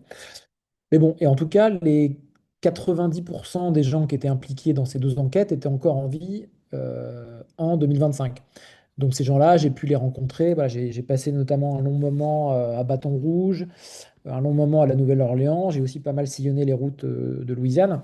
Mais donc voilà, j'ai quand même eu l'opportunité de discuter avec les médecins légistes qui avaient participé aux deux enquêtes, les experts balistiques qui avaient participé aux enquêtes, le chef d'enquête même qui est un officier de police qui avait dirigé l'enquête, quoi, qui étaient des gens très ouverts à l'idée d'en parler, y compris, voilà, je me souviens par exemple d'avoir interviewé pendant facilement 3 heures l'expert balistique qui avait fait l'enquête qui évidemment, l'arme du crime et les balles qui ont servi à tuer Huey Long étant vraiment un point crucial au niveau des pièces à conviction. Et il avait gardé des centaines de pages de documents, de photos, d'analyses scientifiques, voilà, dont je n'ai pu évidemment restituer qu'une toute petite partie dans le livre. Donc il y avait quand même, voilà, il y avait quand même cet aspect-là qui m'aidait, on va dire, à enrichir le livre par rapport à l'aspect strictement documentaire. Il y avait aussi un petit aspect reportage quand même, c'est-à-dire pas seulement le fait d'être sur place pour rencontrer des gens, mais aussi, comme vient de le dire David, pour décrire des lieux, notamment Bâton Rouge, parce qu'en fait le lieu que je décris dans le livre où Huey Long a été mortellement touché par balle, bah, on peut le visiter, c'est un couloir du Capitole de Bâton Rouge euh, et qui est quasiment préservé, peut-être pas à l'identique, mais pas très loin de ce qu'il était en 1935. Donc j'ai pu voir de mes yeux, voilà, quelle longueur ça fait, quelle largeur ça fait, à quoi ressemblaient les murs, où est-ce que se tenait l'assassin présumé, où est-ce que se tenait Huey Long. Il y a quand même cette perspective-là aussi qui vient enrichir. Et alors après, au niveau des témoins, un peu finalement comme l'enquête sur Emmett Till, il y avait quand même tout un aspect qui était très intéressant, qui était l'aspect familial. C'est-à-dire de voir comment cette histoire avait été transportée en quelque sorte au travers des décennies par les descendants de ces gens-là, donc c'est-à-dire la famille de Huey Long, puisque son fils, qui est mort il y a une vingtaine d'années, a été sénateur lui-même après pendant quasiment un demi-siècle, hein, était un homme très puissant, non seulement dans la politique de Louisiane, mais plus largement aux États-Unis et que ce fils-là a eu des enfants, dont notamment une de ses filles que j'ai rencontrée longuement là-bas et voilà, qui m'a expliqué un peu quelle place tenait Huey Long dans l'histoire de la famille et la mort de Huey Long dans l'histoire de la famille. Et l'assassin présumé, lui aussi, il a eu un fils qui était né quelques semaines avant sa mort. Et ce fils a lui-même eu des enfants. Donc pareil, j'ai longuement notamment interviewé la petite fille de l'assassin présumé qui m'a aussi décrit ce que c'était finalement d'avoir ce nom quand on est amené à voyager en Louisiane, que tout ce nom de famille, donc Weiss, que tout le monde connaît là-bas. Qu'est-ce que c'est voilà, de transporter en gros cette histoire avec soi. Et c'était très intéressant parce que notamment elle avait sorti, cette petite fille en question, elle avait sorti il y a 7 8 ans un livre qui était une espèce de récit d'histoire familiale. Et ce récit-là n'apportait pas grand-chose à ma compréhension de l'affaire Huey Long en tant qu'enquête criminelle. Mais par contre, en termes d'atmosphère, c'était assez extraordinaire parce qu'elle racontait dans son livre finalement comment une famille peut-être pas imploser, ça serait un peu sévère, mais enfin, en tout cas peut être percutée de plein fouet par un fait divers et plus rien n'est comme avant ensuite. Donc ça m'a aidé quand même pas mal à enrichir l'aspect un peu psychologique, on va dire, de cette enquête. Et de ce point de vue-là, il y a un autre aspect qui a été assez important dans mes recherches, qui est que bah, par définition, donc, beaucoup de personnages de cette enquête sont morts il y a soit récemment pour certains, soit il y a bien longtemps pour beaucoup, mais ils ont laissé derrière eux des archives. Et j'ai notamment pas mal exploré ces archives-là, alors à la Nouvelle-Orléans et puis aussi un peu à Lafayette, qui est une autre grande ville de Louisiane. Et c'est assez fascinant parce qu'on vous amène des grandes boîtes de documents. Et là-dedans, vous avez, par exemple, pour le frère de l'assassin présumé, bah, j'ai en gros tous les courriers qu'il a échangés sur l'affaire avec des avocats, avec des gens qui lui écrivaient pour lui faire part de leurs théories, tous les documents de presse qu'il gardait, qu'il annotait sur l'affaire, même d'ailleurs tous les documents que la famille avait reçus aussi en 1935 au moment de l'affaire. Enfin, il y a vraiment toute l'histoire de l'affaire racontée finalement à travers des vieux bouts de papier. Et ça, c'est quelque chose que j'ai quand même essayé de restituer dans le livre. Pour donner deux exemples, il y a un chapitre du livre où je raconte que en 1963, il y a eu deux contre-enquêtes qui ont été publiées simultanément sur l'affaire. Une qui concluait à la culpabilité donc, du docteur Weiss, le suspect officiel, entre guillemets, et une qui tendait à conclure à son innocence. Et les deux auteurs de ces deux contre-enquêtes avaient laissé derrière eux leurs archives. Et par exemple, alors déjà en lisant, je me suis rendu compte que par exemple, il y en avait un des deux qui, quelques jours après l'assassinat de Kennedy, envoyait une lettre tapée à la machine à son agent en disant bon, il y aura sûrement des livres sur l'assassinat de Kennedy dans 6 mois, mais là, les gens ont envie de lire des trucs sur les assassinats politiques et il n'y a rien, donc ça serait bien de promouvoir mon livre. C'est quand même une anecdote assez marrante. Et où, par exemple, s'agissant de l'autre livre, dans les archives du frère du suspect, j'ai trouvé un exemplaire du livre, donc le livre qui conclut à la culpabilité du suspect.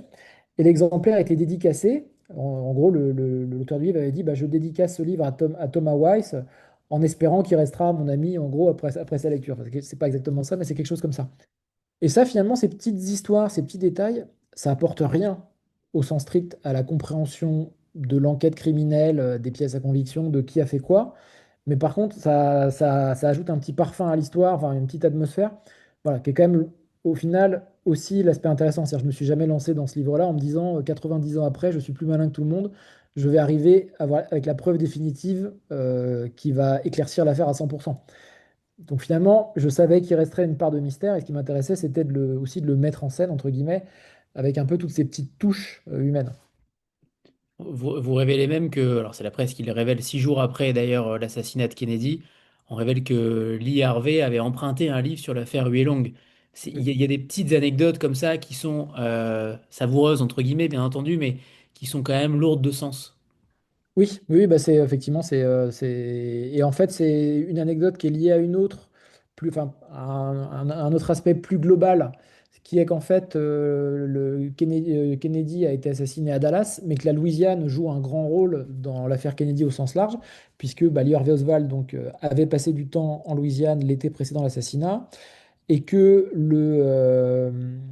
la seule enquête criminelle au sens de inculpation, procès, qui a été ouverte dans l'assassinat de Kennedy, a été ouverte par le procureur général de la Nouvelle-Orléans, qui s'appelait Jim Garrison, qui est le personnage qui est joué par Kevin Costner dans le film JFK. Et que d'ailleurs, dans le film JFK, on voit une scène qui a sans doute existé, même si je pense qu'elle a été très légèrement romancée, et qui montre un homme qui dit à ce procureur, vous devriez ouvrir une enquête sur la scène Kennedy, c'est un peu bizarre cette histoire, on ne fera pas croire que la version officielle est vraie. Et cet homme-là, c'est le fils de Huey Long. Voilà. Donc effectivement, il y a tout un réseau de coïncidences historiques qui était assez amusant à démêler. Très bien. David, est-ce que vous nous feriez le plaisir de nous lire un extrait et ensuite on vous retrouve juste après? C'est bon? Alors il faut réactiver le micro, voilà, c'est bon. Nickel. Alors, du coup, je voulais juste situer l'extrait pour ceux qui n'ont pas lu le livre et possiblement pour ceux qui l'ont lu.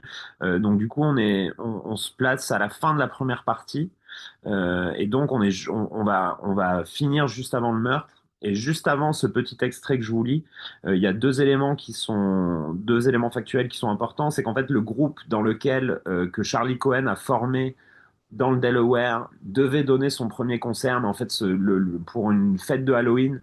Et en fait, ce concert n'a pas lieu parce qu'il y a une échauffourée, une espèce de petite bagarre, et le concert est annulé. Puis en fait, ce groupe-là ne donnera jamais de concert en public. Et en fait, juste après l'annulation, le lendemain, je crois, Charlie prend la voiture de sa mère, roule jusqu'à New York et il se balade dans Central Park avec son couteau dans la poche en pensant tuer quelqu'un. Voilà, donc là, il vient juste de rentrer de Central Park, il convoque une répétition, et donc voilà l'extrait que je vais vous lire. Alors, le 6 novembre, il convoque une répétition chez lui. Ne vient que le guitariste et le préado à la tondeuse, que Charlie bombarde chanteur. Darlene, une fille de 16 ans rencontrée sur Main Street, est là en spectatrice. Après la répétition, Charlie montre la VHS de son film préféré, Blue Velvet, à Darlene et à son nouveau chanteur Humbert. Il embellit ses expériences de dealer, leur fait peur en racontant qu'un psychopathe s'est échappé du Delaware State Hospital et qu'il pourrait s'en prendre à ses parents. Il leur montre aussi son couteau, puis pérore sur le suicide, ou la mort. Les deux jeunes se souviendront de l'avoir entendu dire: la meilleure chose que vous puissiez faire pour quelqu'un, c'est de le tuer. Darlene reste seule chez lui pour la nuit et ils s'embrassent sur le sol de sa chambre. Elle les conduit doucement quand il passe la main sous son t-shirt, mais il insiste. Il met les mains autour de son cou, serre fort. Elle le repousse, descend les escaliers et sort de la maison. Pleure sur le parking, dehors. Il ne vient pas la chercher, la laisse dormir sur le canapé du loft. Les jours suivants, il racontera qu'ils ont couché ensemble, elle, qu'il a essayé de la violer. Le soir du mercredi 9 novembre, Charlie parvient à acheter un demi-gramme de cocaïne et se rend à la maison de South College Avenue pour en profiter. En dessinant les deux premières lignes dans la chambre d'un compagnon de défense, il explique que ça fait 2 ans et demi qu'il n'a pas consommé, que c'est la seule drogue qui lui fait vraiment de l'effet. Charlie est très défoncé, très vite, puis très déprimé. Rien dans sa vie ne va comme il veut. Son compère va se coucher, mais il en trouve un autre dans le salon. Le convainc lui aussi d'aller acheter plus de coke, mais essaie de payer le dealer par chèque. Il rentre à Okessine sur les coups de 3 heures. Que s'est-il passé dans la soixantaine d'heures qui ont précédé les meurtres? A priori, rien de notable. Charlie Cohen passe l'essentiel de la journée du samedi 12 novembre dans sa chambre, à écouter de la musique sur son boombox. Son père, lui, est devant la télé du salon. Merci David. On revient à vous après, c'est bon? C'était- Allez, parfait. Euh, Finalement, vous parliez aussi, Jean-Marie, de tous les hommes, de tous les hommes du roi, de Robert Penn Warren, qui a inspiré, enfin, qui a été inspiré par l'affaire Huey Long. Ici, vous avez un public souvent de littéraires qui a sûrement apprécié ce grand livre. En quoi, justement, ça vous a permis aussi, est-ce que vous avez lu le livre avant? Est-ce que ça vous a permis de développer un côté romanesque aussi? Parce qu'on sait que vous êtes plutôt fort de manière romanesque, même dans les faits divers. Est-ce que justement, ça vous a permis, est-ce que ce livre-là vous a permis aussi de créer une ambiance, une atmosphère par rapport à Huey Long?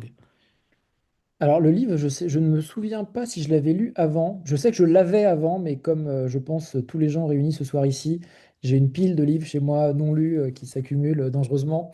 Donc alors même si parfois ça m'arrive d'oublier que j'ai déjà lu quelque chose, mais je ne pense pas que je l'avais lu avant. Je l'ai lu pendant. J'ai le souvenir notamment, voilà, je me revois parce que dans un bus entre l'aéroport de Houston et je ne sais plus où, j'allais prendre une voiture de location en train de lire Tous les hommes du roi avant de mettre le cap sur la Nouvelle-Orléans.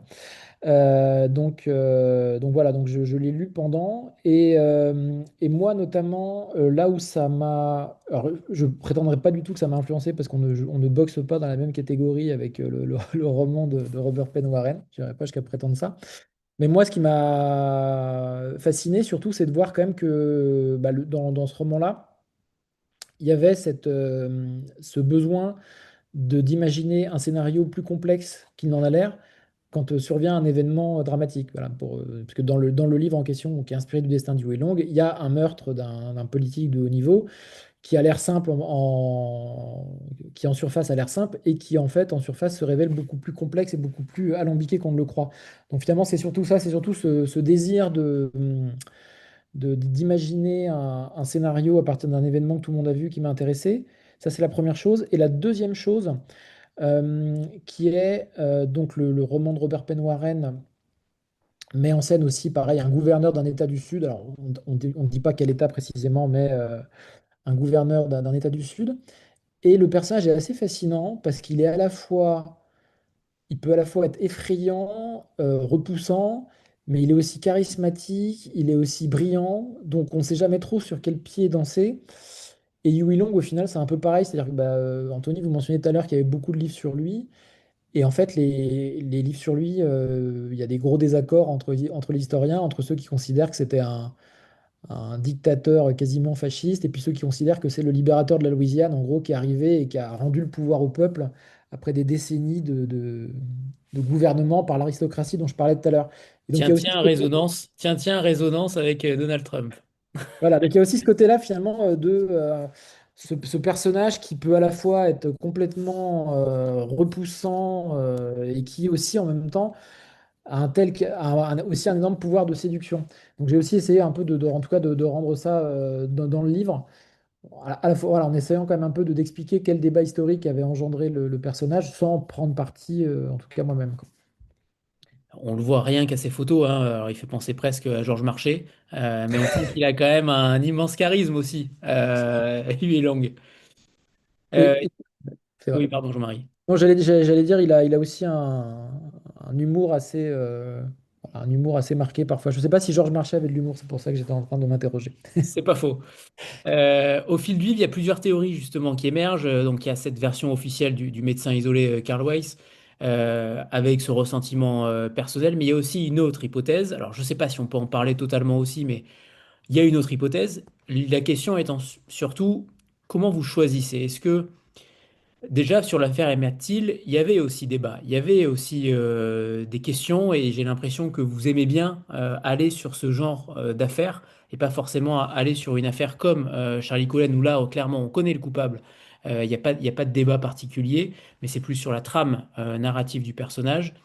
Là, pour le coup, comment vous avez choisi ces hypothèses? Comment vous avez choisi là où vous vouliez emmener? Est-ce que, moi je trouve que vous êtes plutôt très objectif, vous arrivez à faire la part belle aux deux versions, mais comment on arrive à être pas finalement trop tranché. C'est pas évident, j'imagine, en tant qu'auteur, de pas prendre position, parce que vous avez forcément une intime conviction, et pour le coup, là, elle est pas résolue, cette histoire, puisque tout le monde est décédé, il n'y a pas eu de condamnation particulière non plus. Qu'est-ce qui vous a paru le plus crédible? Ouais. Bah, en fait, Maintenant, on est entre nous. c'est vrai que c'est assez. Parce que Emmett Till, en fait, c'était assez différent parce qu'Emmett Till, au final, je pense qu'on a en gros 70 ou 80% de la vérité, au sens où on connaît un noyau dur de coupables, mais il y a des gros doutes sur qui exactement a formé le groupe des coupables, quoi, le nombre de personnes, qui exactement y était, qui y était pas. Et ce qui est d'ailleurs et qui est quand même une interrogation assez fascinante par ailleurs. Alors que là, effectivement, l'interrogation est carrément sur quel est le coupable. Et d'ailleurs, c'est même pas deux versions au final, parce que c'est même trois ou quatre, parce qu'au final, il y a la version officielle, donc il a été tué par Karl Weiss. La version il a été agressé par Karl Weiss et les gardes du corps ont répliqué, puis c'est une bavure accidentelle. La version c'est un scénario monté de toutes pièces qui a permis à des gardes du corps qui étaient payés pour l'abattre par la mafia, par exemple, de l'abattre. Il y a la version, c'est bien Karl Weiss, mais il n'est pas allé de sa propre initiative, c'est un complot collectif qui était des ennemis de Huey Long en Louisiane. Donc finalement, il y a une espèce de gradation, de dégradé un peu de scénario, déjà selon qu'on retienne ou pas que Karl Weiss est coupable, et ensuite selon qu'on décide sur le mobile. Donc voilà. Et après, effectivement, donc moi, j'ai essayé de rendre, comme tu viens de le dire, aussi objectivement que possible les différentes pistes. Ce qui pousse quand même à une série d'interrogations. Je me sens, par exemple, je me suis pas mal interrogé au moment de l'écriture parce que le tout dernier chapitre du livre, je mets en avant de manière quand même assez longue un entretien que j'ai eu avec le policier qui a mené la contre-enquête en 1991 pour l'État de Louisiane, que j'ai rencontré sur les lieux de la mort de Huey Long et qui lui est persuadé que la version officielle est la bonne. Et je me suis dit, alors si je le mets autant en valeur à ce moment-là du livre, c'est-à-dire précisément vraiment dans les dernières pages, est-ce que ça implique que les gens vont penser que je suis d'accord? Bon, voilà, je me suis interrogé là-dessus. Mais donc voilà, tout ça pour dire que moi, j'ai pas de réponse à 100%. J'ai une croyance personnelle. Alors, ce qui est assez amusant d'ailleurs, c'est que, bon, alors, pour tout le dire, ma croyance personnelle est que j'ai tendance à croire que la version officielle me semble crédible. Voilà. Au sens où je me dis, pour que ça soit passé comme le disent les tenants de la version alternative, ça implique quand même beaucoup de mensonges coordonnés et voilà, qui tiendraient la distance dans le temps. Je dis pas que c'est pas possible, je dis que j'ai un peu de mal à y croire. Mais ce qui est marrant, c'est que bah, l'autre jour, avec David, on déjeunait avec la personne de 10-18 qui gère la presse autour du livre. Et je lui ai posé la question. Parce qu'elle me parlait de lui, je lui ai dit, mais tu as eu l'impression que je défendais cette thèse-là? Et elle, en tout cas, elle avait l'impression de la thèse contraire. En tout cas, elle était sortie convaincue du contraire. Donc finalement, je me suis dit que chacun pouvait sortir de là avec sa propre idée, quoi. Ouais, c'est vrai, mais ça ne m'étonne pas. David, vous êtes revenu. Est-ce que vous vous êtes... En fait, quand on parle de Charlie Cohen, finalement, quand on est père, ça a quand même un impact de travailler sur cette figure. Vous dites même à la fin du texte, à mes parents, merci à mes parents. Je vous assure que je n'ai jamais eu l'intention de vous tuer à coups d'altère, puisque Charlie Cohen a tué ses parents à coups d'altère. Ça veut dire que vous vous êtes aussi interrogé potentiellement sur en tout cas les intentions d'un fils envers ses parents. Qu'est-ce que a déclenché chez vous? Est-ce que ça a déclenché quelque chose? Est-ce que ça a déclenché, j'ai pas dit une envie meurtrière, hein, on est bien d'accord, mais émotionnellement, je trouve ça très fort en fait. Et donc, le simple fait d'avoir inscrit cette phrase à la fin n'est, à mon sens, pas anodin. Ou alors c'est simplement un trait d'humour, mais quand même, est-ce que vous enseignez à vos enfants potentiellement en tout cas, est-ce que vous éloignez les haltères de votre appartement? Alors, pas d'haltère dans mon appartement parce que ni moi ni ma compagne ne faisons de la musculation. Donc, très peu d'objets très lourds. Non, non, mais la question est très pertinente. Moi, ma petite fille, elle a pas encore 2 ans, donc je vais attendre un peu avant de lui raconter l'histoire de Charlie Cohen. Pour l'instant, elle a peur des poules et des pigeons, donc voilà. On va rester sur des choses plus naïves et feel good. Et oui, alors évidemment, c'est un trait d'humour, mais comme sur le, voilà, j'ai pas pensé à vous tuer avec une haltère, ce qui est je pense que mes parents l'ont lu en comprenant le sous-entendu qui est que peut-être j'ai pensé à vous tuer autrement, ce qui est pas vrai non plus. Mais c'était un peu pour la blague, mais un peu après, comme je vous disais au début, c'est le truc qui m'a intéressé dans l'histoire au départ, c'était en fait ouais, c'est vraiment ce que j'ai dit tout à l'heure, de partir de l'ado qui claque sa porte, qui est la scène la plus commune de toutes les adolescences au monde. En fait, j'en ai un peu l'impression et arriver à voilà quoi Charlie Cohen au volant de la voiture de son père 5 jours plus tard qui arrive en Californie et qui a plus d'argent, plus d'essence et qui a tué ses deux parents quoi. Voilà, ce truc-là, c'est sûr que ça m'intéresse. Et après, pour le rapport avec Charlie, c'est quelque chose qui a été assez je sais pas si je suis encore bien capable d'en parler parce que enfin il y a rien de mystique ou quoi hein, mais disons qu'en fait je me rends compte que moi je me suis complètement identifié à Charlie Cohen, j'ai aucun problème à le dire mais parce que je pense que j'en avais besoin un peu comme je vous le disais tout à l'heure vu que mes recherches étaient un peu limitées que j'avais pas la possibilité de lui parler directement, il fallait que je le fasse un peu exister j'ai envie de dire dans ma tête, donc en me basant sur les éléments factuels que j'avais, mais il fallait que voilà, que je le sente un peu, que j'imagine un peu ses façons de penser. Et alors ça, c'est vraiment, j'ai presque envie de séparer Charlie Cohen, la vraie personne, et l'espèce de personnage romanesque qu'il fallait que j'en fasse pour écrire un bon bouquin. Et du coup, autant le personnage romanesque, je pense que ouais, je me suis identifié à lui, ou en tout cas, j'ai essayé de me mettre à sa place. Je pense que c'était indispensable. Et par contre, la personne Charlie Cohen, moi j'avais besoin euh, pour le comprendre. En fait, très vite, il y avait ce truc où à la fois je pouvais m'identifier à lui, mais à la fois toutes ces prises de décision euh, étaient quand même un peu insaisissables, quoi. Moi, j'ai jamais fait de stop, ou alors, enfin, j'ai déjà fait du stop, mais sur des très courtes distances et dans des circonstances très précises. J'ai jamais dit, tiens, je vais aller à Madrid en stop, je lève le pouce, quoi. Donc, en fait, c'est quand même beaucoup de choses que j'ai jamais faites, beaucoup, et beaucoup de décisions qu'en fait, par ailleurs, je m'explique toujours pas. Et donc, pour ça, je veux dire, par exemple, alors après, j'ai du mal à trouver des exemples sans spoiler, mais euh, non, mais par exemple, il y a toute cette histoire où le deuxième meurtre qu'il va commettre, lui le justifie en disant j'avais besoin d'argent et la seule façon que je me voyais, enfin, que j'imaginais de trouver de l'argent, c'était de tuer quelqu'un qui a de l'argent et de le voler chez lui. C'était un peu contre-intuitif parce que, Le troisième meurtre. Le troisième. Même si le premier, c'est double, mais oui. c'est vrai. Mais du coup, ouais, en fait, toutes ces décisions-là sont un peu, quand même, à la fin, elles sont un peu incompréhensibles et un peu inaccessibles.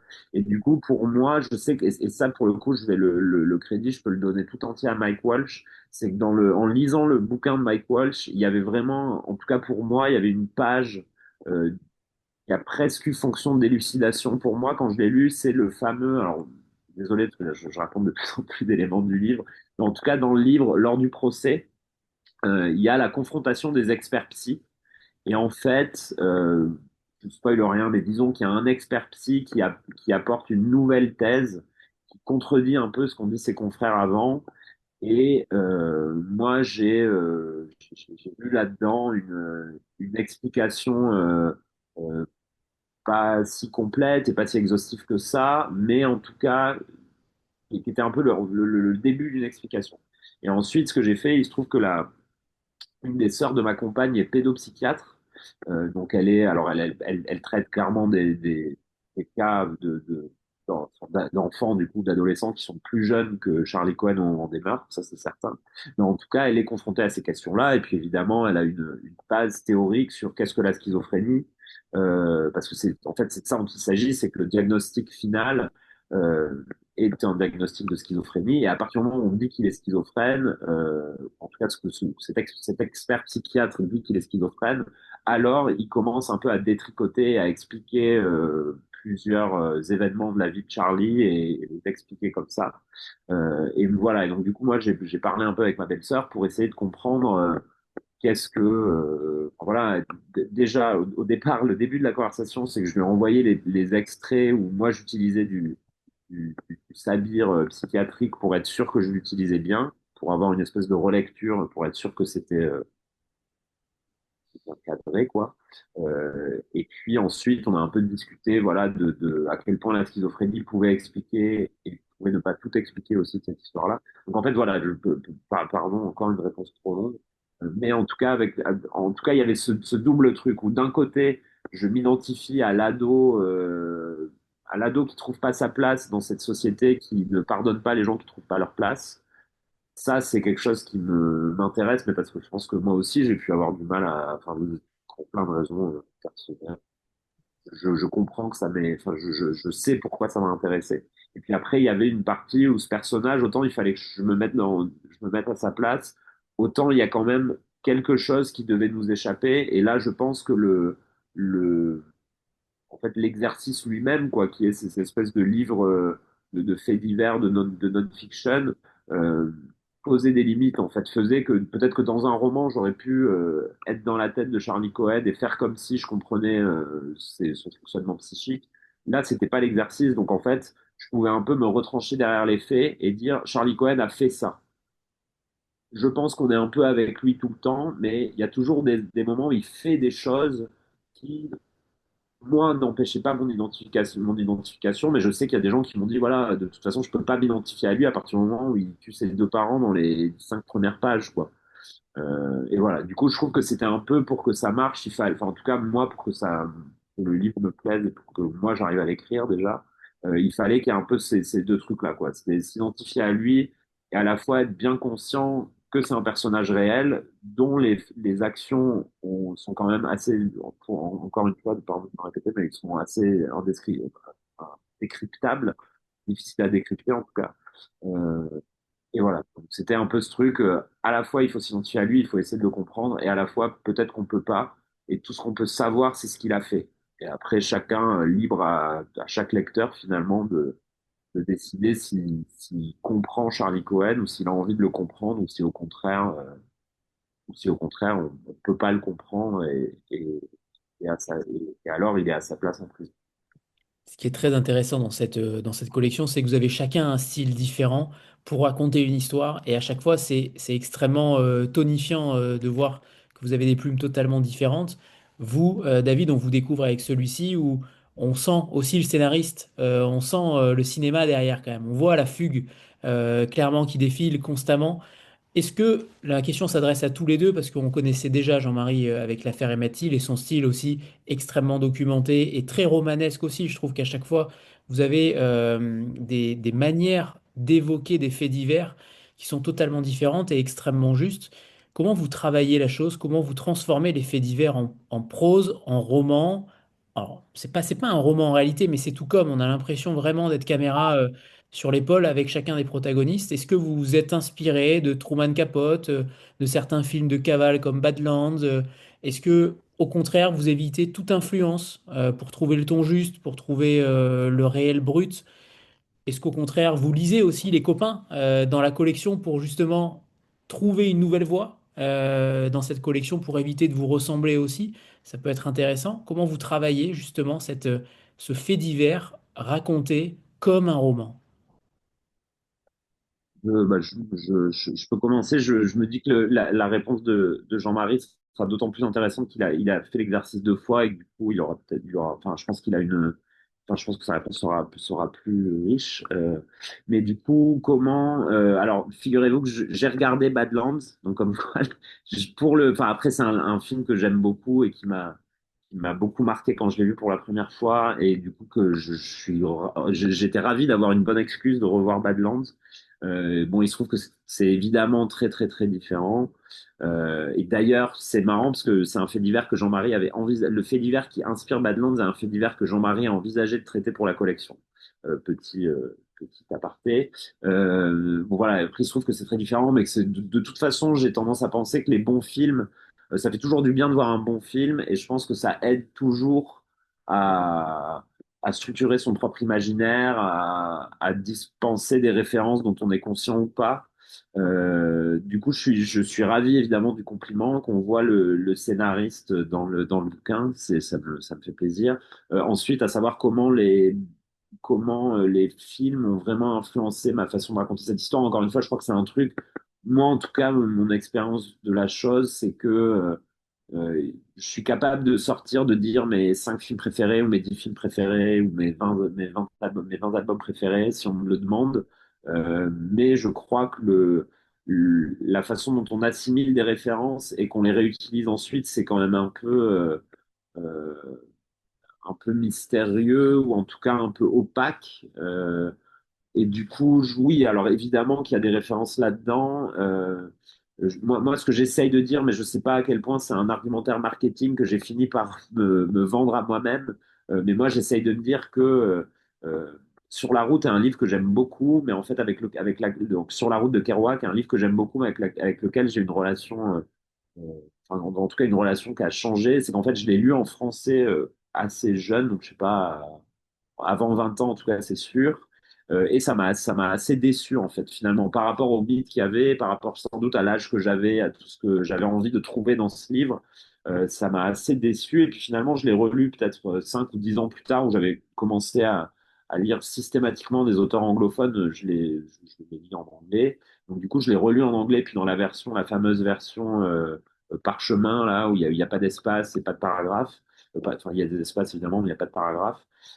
Et du coup, j'ai relu et j'ai été complètement pris par la langue, en fait, la poésie en prose de Kerouac, quoi. Il y a des paragraphes où on s'arrête, on les relit, on se dit, waouh, ce serait un poème génial.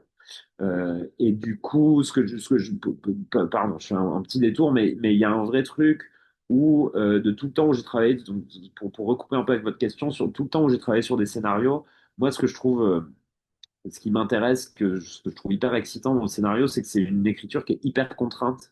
Alors, la contrainte, elle est faite pour qu'on s'en débarrasse, mais en tout cas, dès le départ, on est contraint par un format, on est contraint par le fait que, alors ça c'est quelque chose, c'est un auteur qui est aussi scénariste qui nous a raconté ça avec Jean-Marie, donc Jean-Marie va reconnaître le fait que je réutilise un truc qu'on nous a dit il y a 3 jours, mais il disait ça, c'est assez juste, et je pense que n'importe qui a écrit un scénario se retrouve confronté à ça, c'est qu'un scénario, c'est tout ce que vous écrivez, ça doit être à 80% du dialogue et à 20% de l'action, et vous avez la place pour rien d'autre. Vous pouvez pas vraiment dire ce qui se passe dans la tête d'un personnage, parce que, bah, enfin, évidemment qu'il y a des scénarios où on dit ce qui se passe dans la tête d'un personnage, mais après, il faut que l'acteur il soit capable de jouer ça.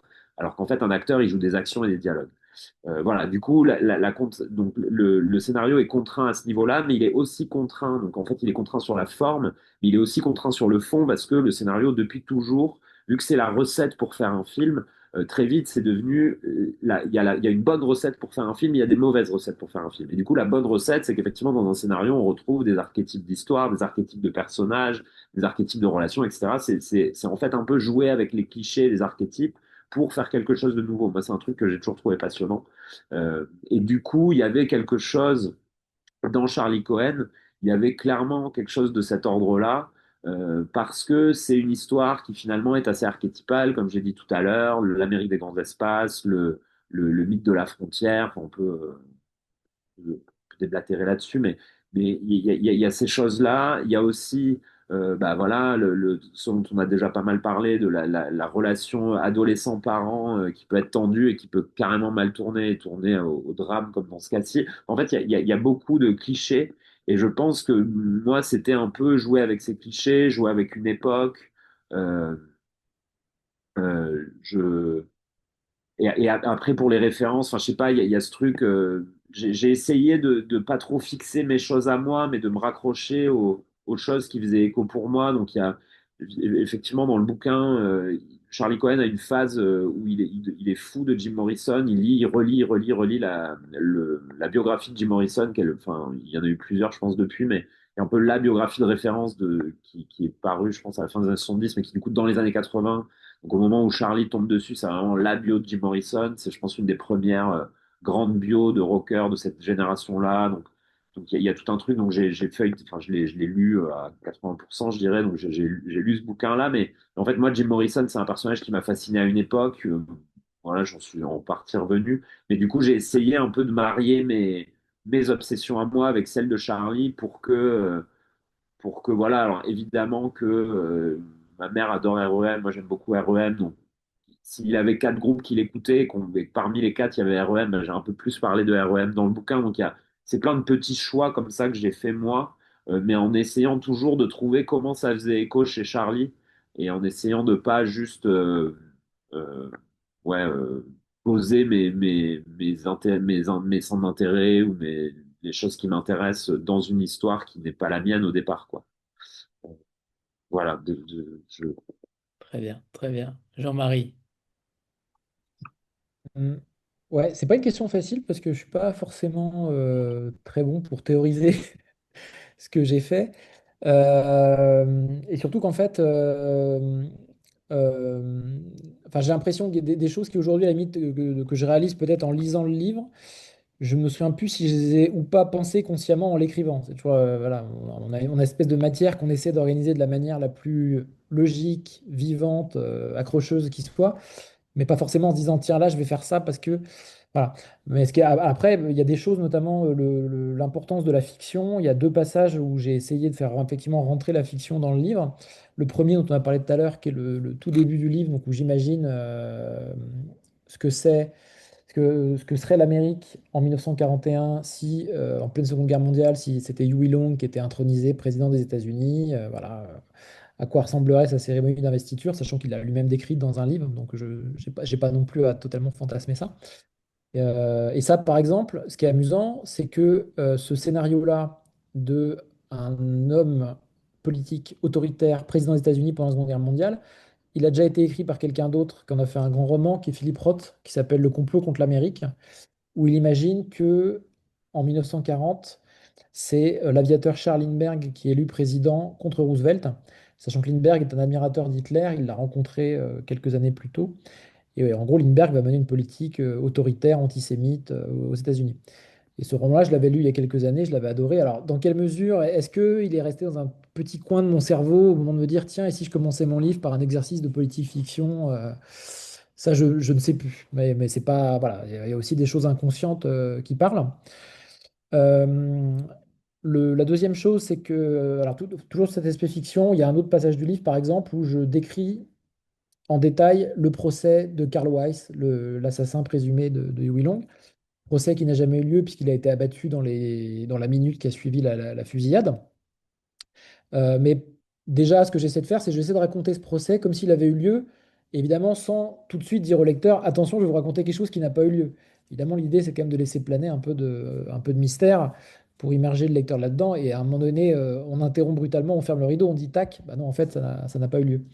Et ça, cette idée du procès, en fait, je l'ai piqué à un historien que j'ai interviewé, que j'ai rencontré longuement en Louisiane, qui s'était lancé dans les années 90-2000 dans une pièce de théâtre, justement, où il imaginait ce procès. Et moi, avant même de le rencontrer, j'avais lu la pièce de théâtre au service des archives de l'Université de Lafayette. Et alors, j'avais trouvé ça intéressant parce qu'il y avait effectivement ce côté politique-fiction qui était séduisant. Et j'ai un souvenir assez précis, c'est qu'à un moment donné, donc, il raconte ce procès et il raconte, on voit le juge qui dit bah, aujourd'hui, l'affaire qui nous préoccupe, c'est l'État de Louisiane contre Carl Weiss. Et moi, je lis cette phrase, je lis l'État de Louisiane contre Carl Weiss, donc qui est le nom officiel de l'affaire, le nom officiel du procès, et je me dis, ah là là, ça ferait un super titre de chapitre. Et finalement, voilà, une fois que j'ai le titre du chapitre, finalement, après, derrière, bah, l'idée découle naturellement. Donc c'est parfois, voilà, c'est un peu décousu tout ce que je raconte, mais c'est parfois des petites choses comme ça aussi. On s'arrête sur un point et finalement, tout le reste en découle. Et sinon, la dernière chose, moi, peut-être pour le coup, dont j'étais assez conscient, c'était la volonté peut-être aussi d'essayer de briser un peu une chronologie trop linéaire. Voilà, c'est-à-dire qu'en gros, si on prend la première partie du livre, bah, je raconte l'itinéraire politique de Huey Long avant 1935. Enfin non, déjà, je fais cette histoire de politique fiction en disant, ben, c'est de la politique fiction parce qu'il a été tué en 1935.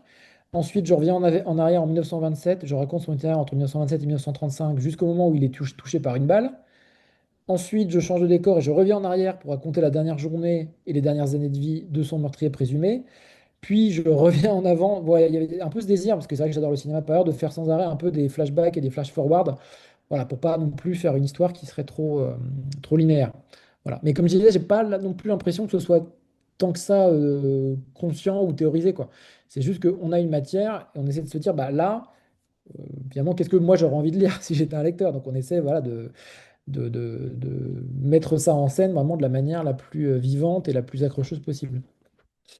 Très bien. Alors, avant de nous lire un extrait, Jean-Marie, on va prendre une petite photo de groupe comme on en a l'habitude. Voilà. Préparez-vous. 3, 2, 1. Et c'est bon, parfait. Jean-Marie, c'est à vous pour votre extrait.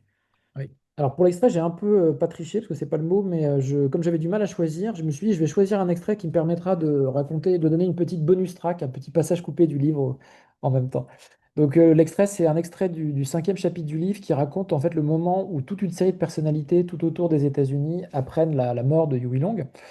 Donc je raconte d'abord comment Robert Penn Warren, donc l'écrivain, l'auteur de Tous les hommes du roi, apprend la mort de Huey Long. Et ensuite je raconte comment un policier qui enquêtait sur Huey Long apprend la mort de Huey Long en trouvant son journal sur son paillasson. Et alors on arrive ensuite au passage que je vais lire qui est sur comment le président Roosevelt apprend la mort de Huey Long. Le président Roosevelt a appris le dénouement lors d'un déjeuner à trois inattendu dans sa résidence de Hyde Park, près de New York. Le premier convive est un proche, Joseph Kennedy, le président de la toute nouvelle commission des opérations de bourse. Cet homme d'affaires règne sur une famille de 9 enfants pour qui il nourrit de grandes ambitions. L'aîné Joseph Junior, dont il rêve de faire un président, mène des études à Harvard. Le cadet, John, s'apprête à commencer les siennes. Kennedy a débarqué avec un invité encombrant venu du Michigan, le père Coughlin, un prêcheur radiophonique immensément populaire et très critique du président. Cet antisémite enragé se méfie de Huey Long, mais songe à s'allier avec lui. Journal du jour sous le bras, c'est lui, se vante-t-il, qui a craché le morceau au président d'une formule imagée. Au fait, votre petit copain est mort.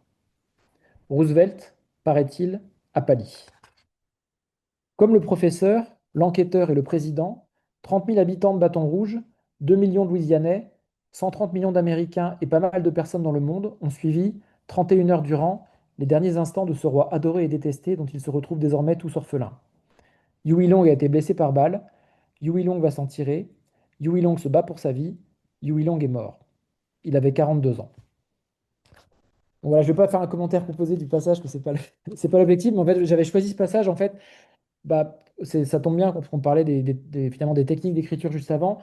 C'est vrai que pour le coup, ça c'est quelque chose que moi j'aime bien faire dans mes textes, c'est-à-dire que ce chapitre-là, donc qui raconte la réaction de diverses personnes à la mort de Huey Long, c'est pas du tout un chapitre que j'ai emprunté à une seule source.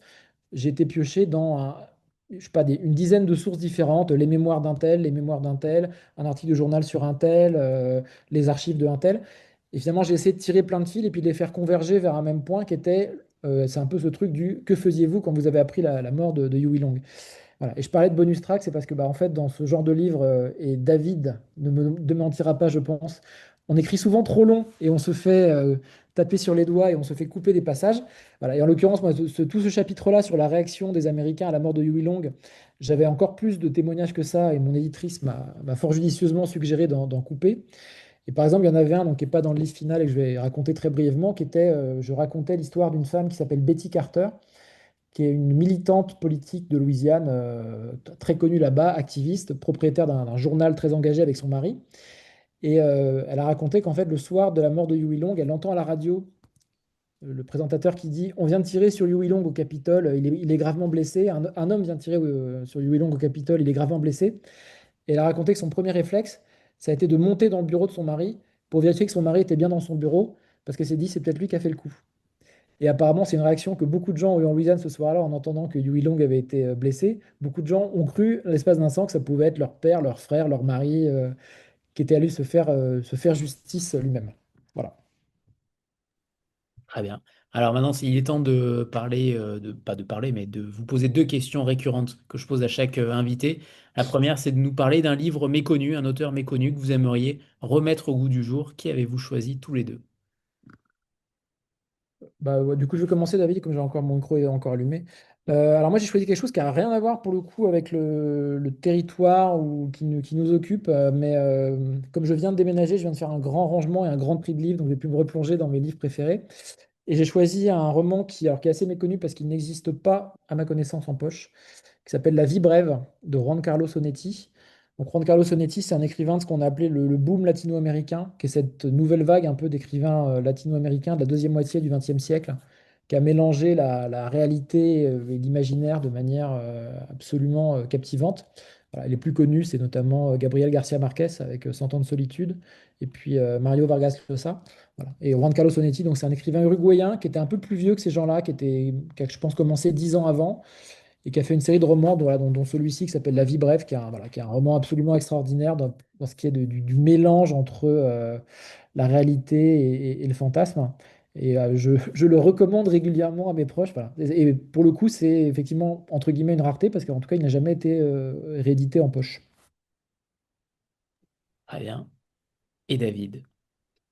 Et alors moi, je vais parler, je vais faire mon âge, je vais parler d'un auteur qui était, je pense, parce qu'on en a parlé avec Jean-Marie la dernière fois qu'on s'est vu, c'est un auteur qui, je pense, était un peu à la mode, ou en tout cas un peu dans le vent dans les années 90 et dans les années 2000, donc ça commence à être un peu derrière nous.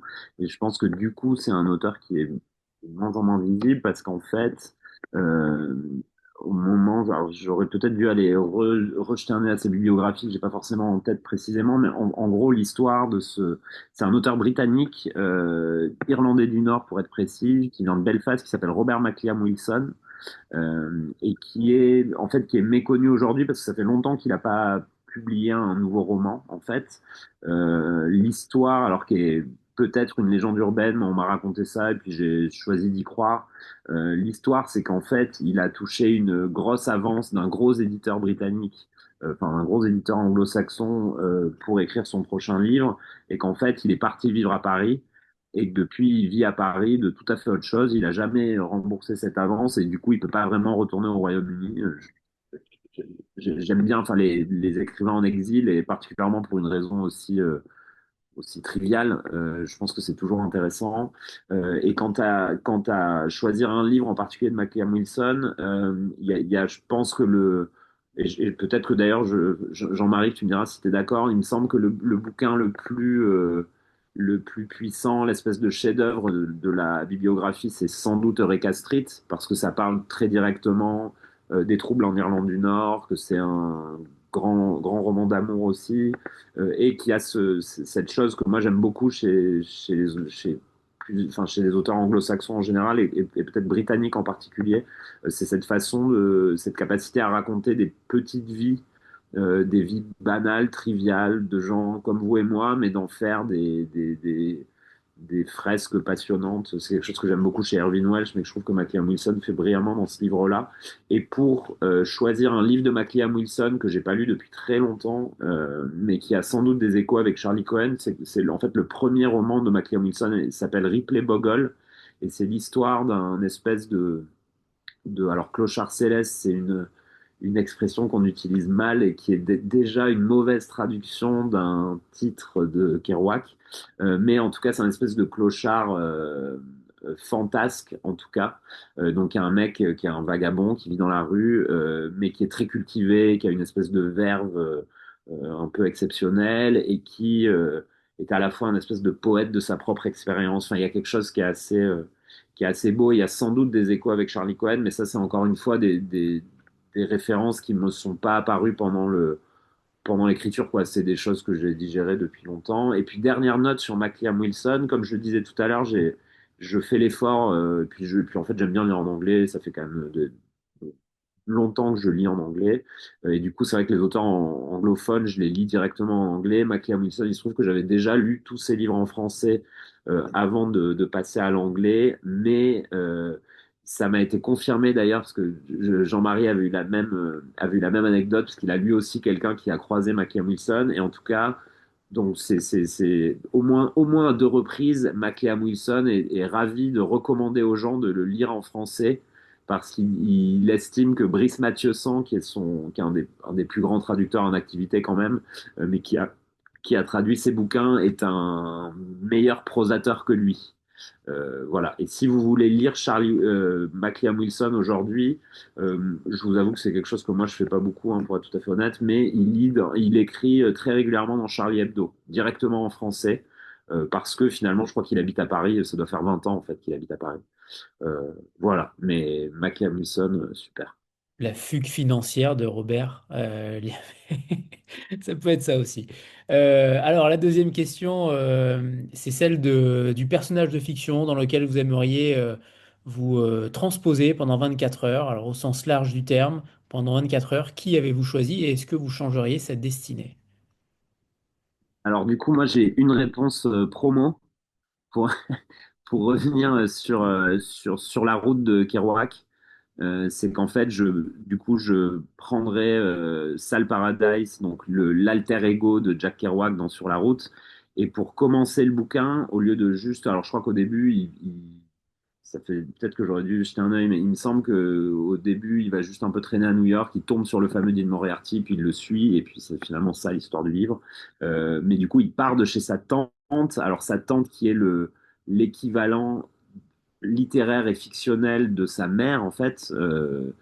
Et du coup, donc moi, je suggérerais à Sal Paradise, si je pouvais me mettre dans ses chaussures pendant 24 heures, bah, je lui suggérerais du coup de massacrer sa tante, enfin voilà quoi, de massacrer sa tante pour que, en fait, là, quand il part sur la route avec Dean Moriarty, qu'il ait aucun endroit où revenir, en fait, plus tard, quoi. Ça mettrait des enjeux dramatiques un peu plus forts dans cette divagation à travers les États-Unis. Et du coup, et j'avais une autre réponse, mais qui est peut-être encore plus débile, qui était, j'ai été très marqué jeune par le livre L'Insurgé de Jules Vallès. Et du coup, si je pouvais, mais là encore une fois, et ça montre mon manque d'imagination, c'est que le, les seules choses que j'arrive à changer dans un livre de fiction, c'est en fait des choses de la réalité, vu que c'est des gens qui écrivent sur des choses qui leur sont arrivées. Et donc du coup, là, ce que je voudrais changer, vu que c'est un livre qui raconte le parcours de Jules Vallès, donc son alter ego littéraire s'appelle Jacques Vintras, je suis pas sûr du prénom, mais en tout cas c'est Vintras. Et du coup, bah, ce que je changerais, c'est l'issue de la Commune de Paris, finalement. C'est qu'à la fin du bouquin, Vintras soit pas obligé de fuir Paris pour pas se faire massacrer comme tant de communards par les petits miliciens minables de Thiers. Et du coup, si je pouvais changer quelque chose, je changerais l'issue de la Commune de Paris pour que finalement, la Commune de Paris ait indiqué la voie du collectif et du communisme au reste de l'humanité avant que les choses se gâtent. Voilà. Très Ouais. bien, très bien. Si en plus il y a une résurgence historique derrière, encore plus fort. Jean-Marie. Ouais, c'était pas une question évidente parce que je m'identifie pas forcément très volontiers aux personnages de fiction que je lis ou que je vois. Mais en fait, il s'avère que j'ai croisé un personnage de roman quand j'étais à la Nouvelle-Orléans pour le livre, et d'un roman que par ailleurs j'adore et qui m'a marqué. Donc, en fait, alors je vais partager sa photo. Euh, Quand vous êtes à la Nouvelle-Orléans, quand vous êtes sur Canal Street, qui est en gros une grande rue commerciale de la Nouvelle-Orléans, qui marque l'entrée de ce qu'on appelle le quartier français, qui est en gros le quartier des bars et des autres lieux de débauche. Vous avez une statue sur le trottoir de Ignatius Reilly, qui est le héros du roman La Conjuration des imbéciles de John Kennedy Toole, qui est un roman cultissime de la littérature américaine, voilà, un auteur qui s'est suicidé à la fin des années 70, et son roman a été édité au début des années 80. Accessoirement, mon éditrice va me remercier parce qu'il est édité en poche chez 10-18. Donc voilà. Non, et voilà. Et donc, en fait, bah, j'adore le roman, j'adore le personnage qui a souvent été écrit comme un Don Quichotte en guerre contre à peu près toute la société contemporaine qui le démolit à pleines dents, voilà, avec des idées assez bizarres.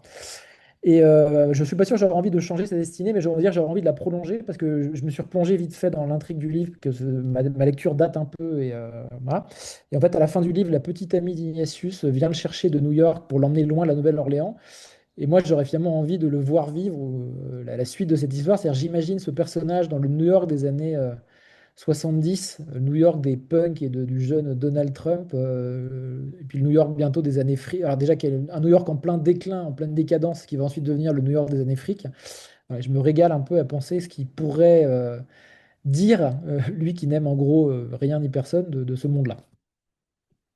Très bien. Et bien pour finir, j'aimerais aussi que vous nous parliez de votre actualité. Est-ce qu'il y a des livres qui vont sortir? Est-ce que dans la collection, est-ce que ça vous a donné envie, pour notamment David, est-ce que ça vous a donné envie de retenter l'aventure comme Jean-Marie? Est-ce que Jean-Marie va tenter Jamais 203 pour un troisième livre et un troisième état différent?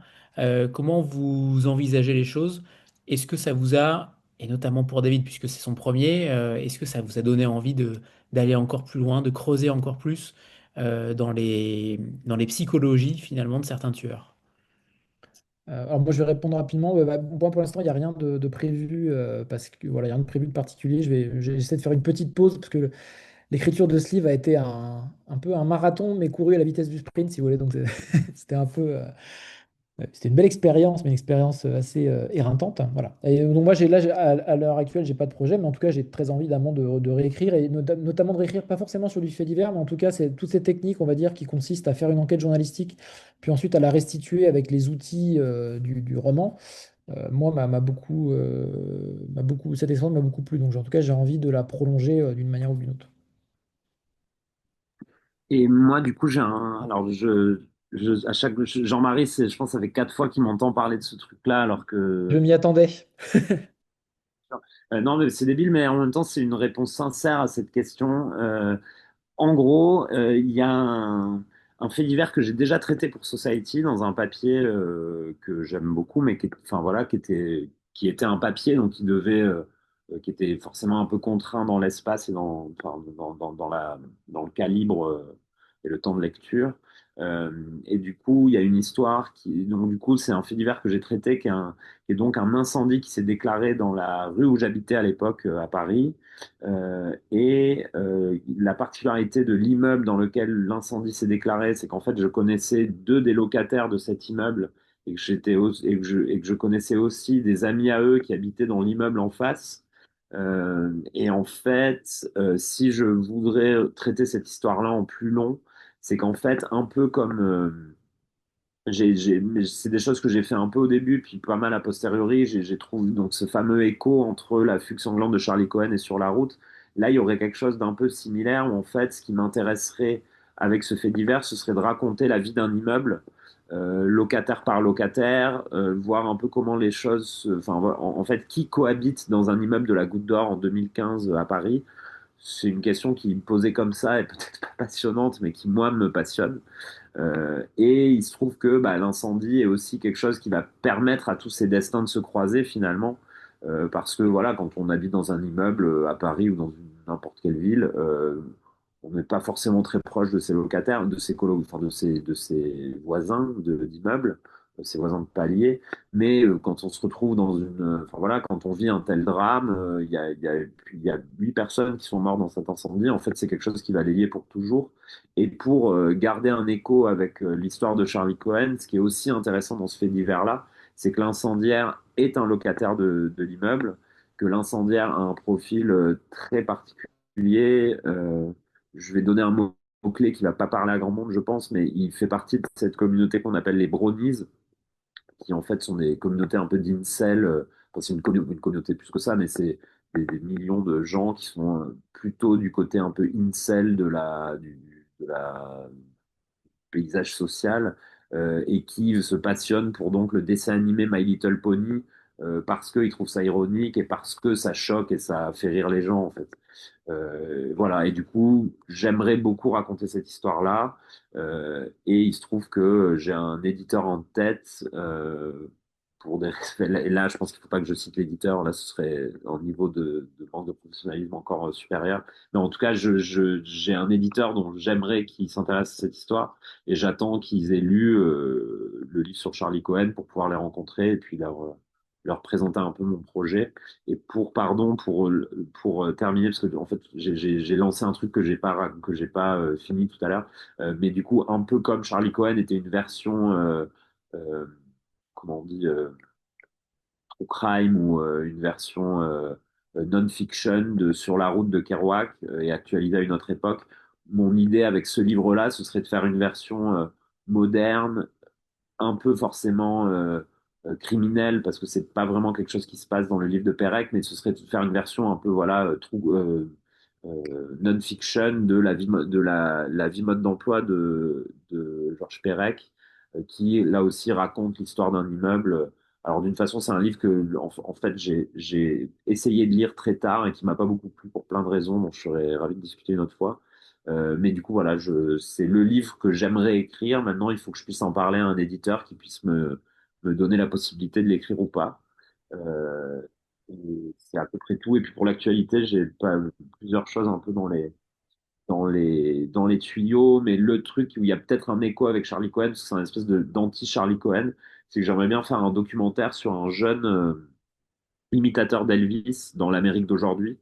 et qui donc est un gars qui a, je crois même pas 25 ans, qui imite Elvis depuis qu'il a 10-12 ans, qui est hyper fort. Et la question qui se pose dans l'Amérique d'aujourd'hui, qui est très polarisée, où il y a, enfin voilà, une partie, enfin, il y a deux Amériques qui se parlent plus, et lui, il est clairement du côté de l'Amérique que moi je connais moins, c'est-à-dire l'Amérique conservatrice, l'Amérique qui vote plutôt Trump, voire même carrément Trump. Et c'est une Amérique, enfin, je dis que je la connais pas. Par ma famille et par tous il y a l'Amérique que je connais depuis que je suis gamin et ça n'en fait pas partie. Après, c'est une Amérique que j'ai un peu explorée pour le boulot en tant que journaliste et tout ça. Mais du coup, c'est une histoire qui me passionne, qui, je pense, doit être racontée de façon visuelle. Donc, c'est pour ça que c'est plutôt un documentaire qu'un bouquin pour le coup.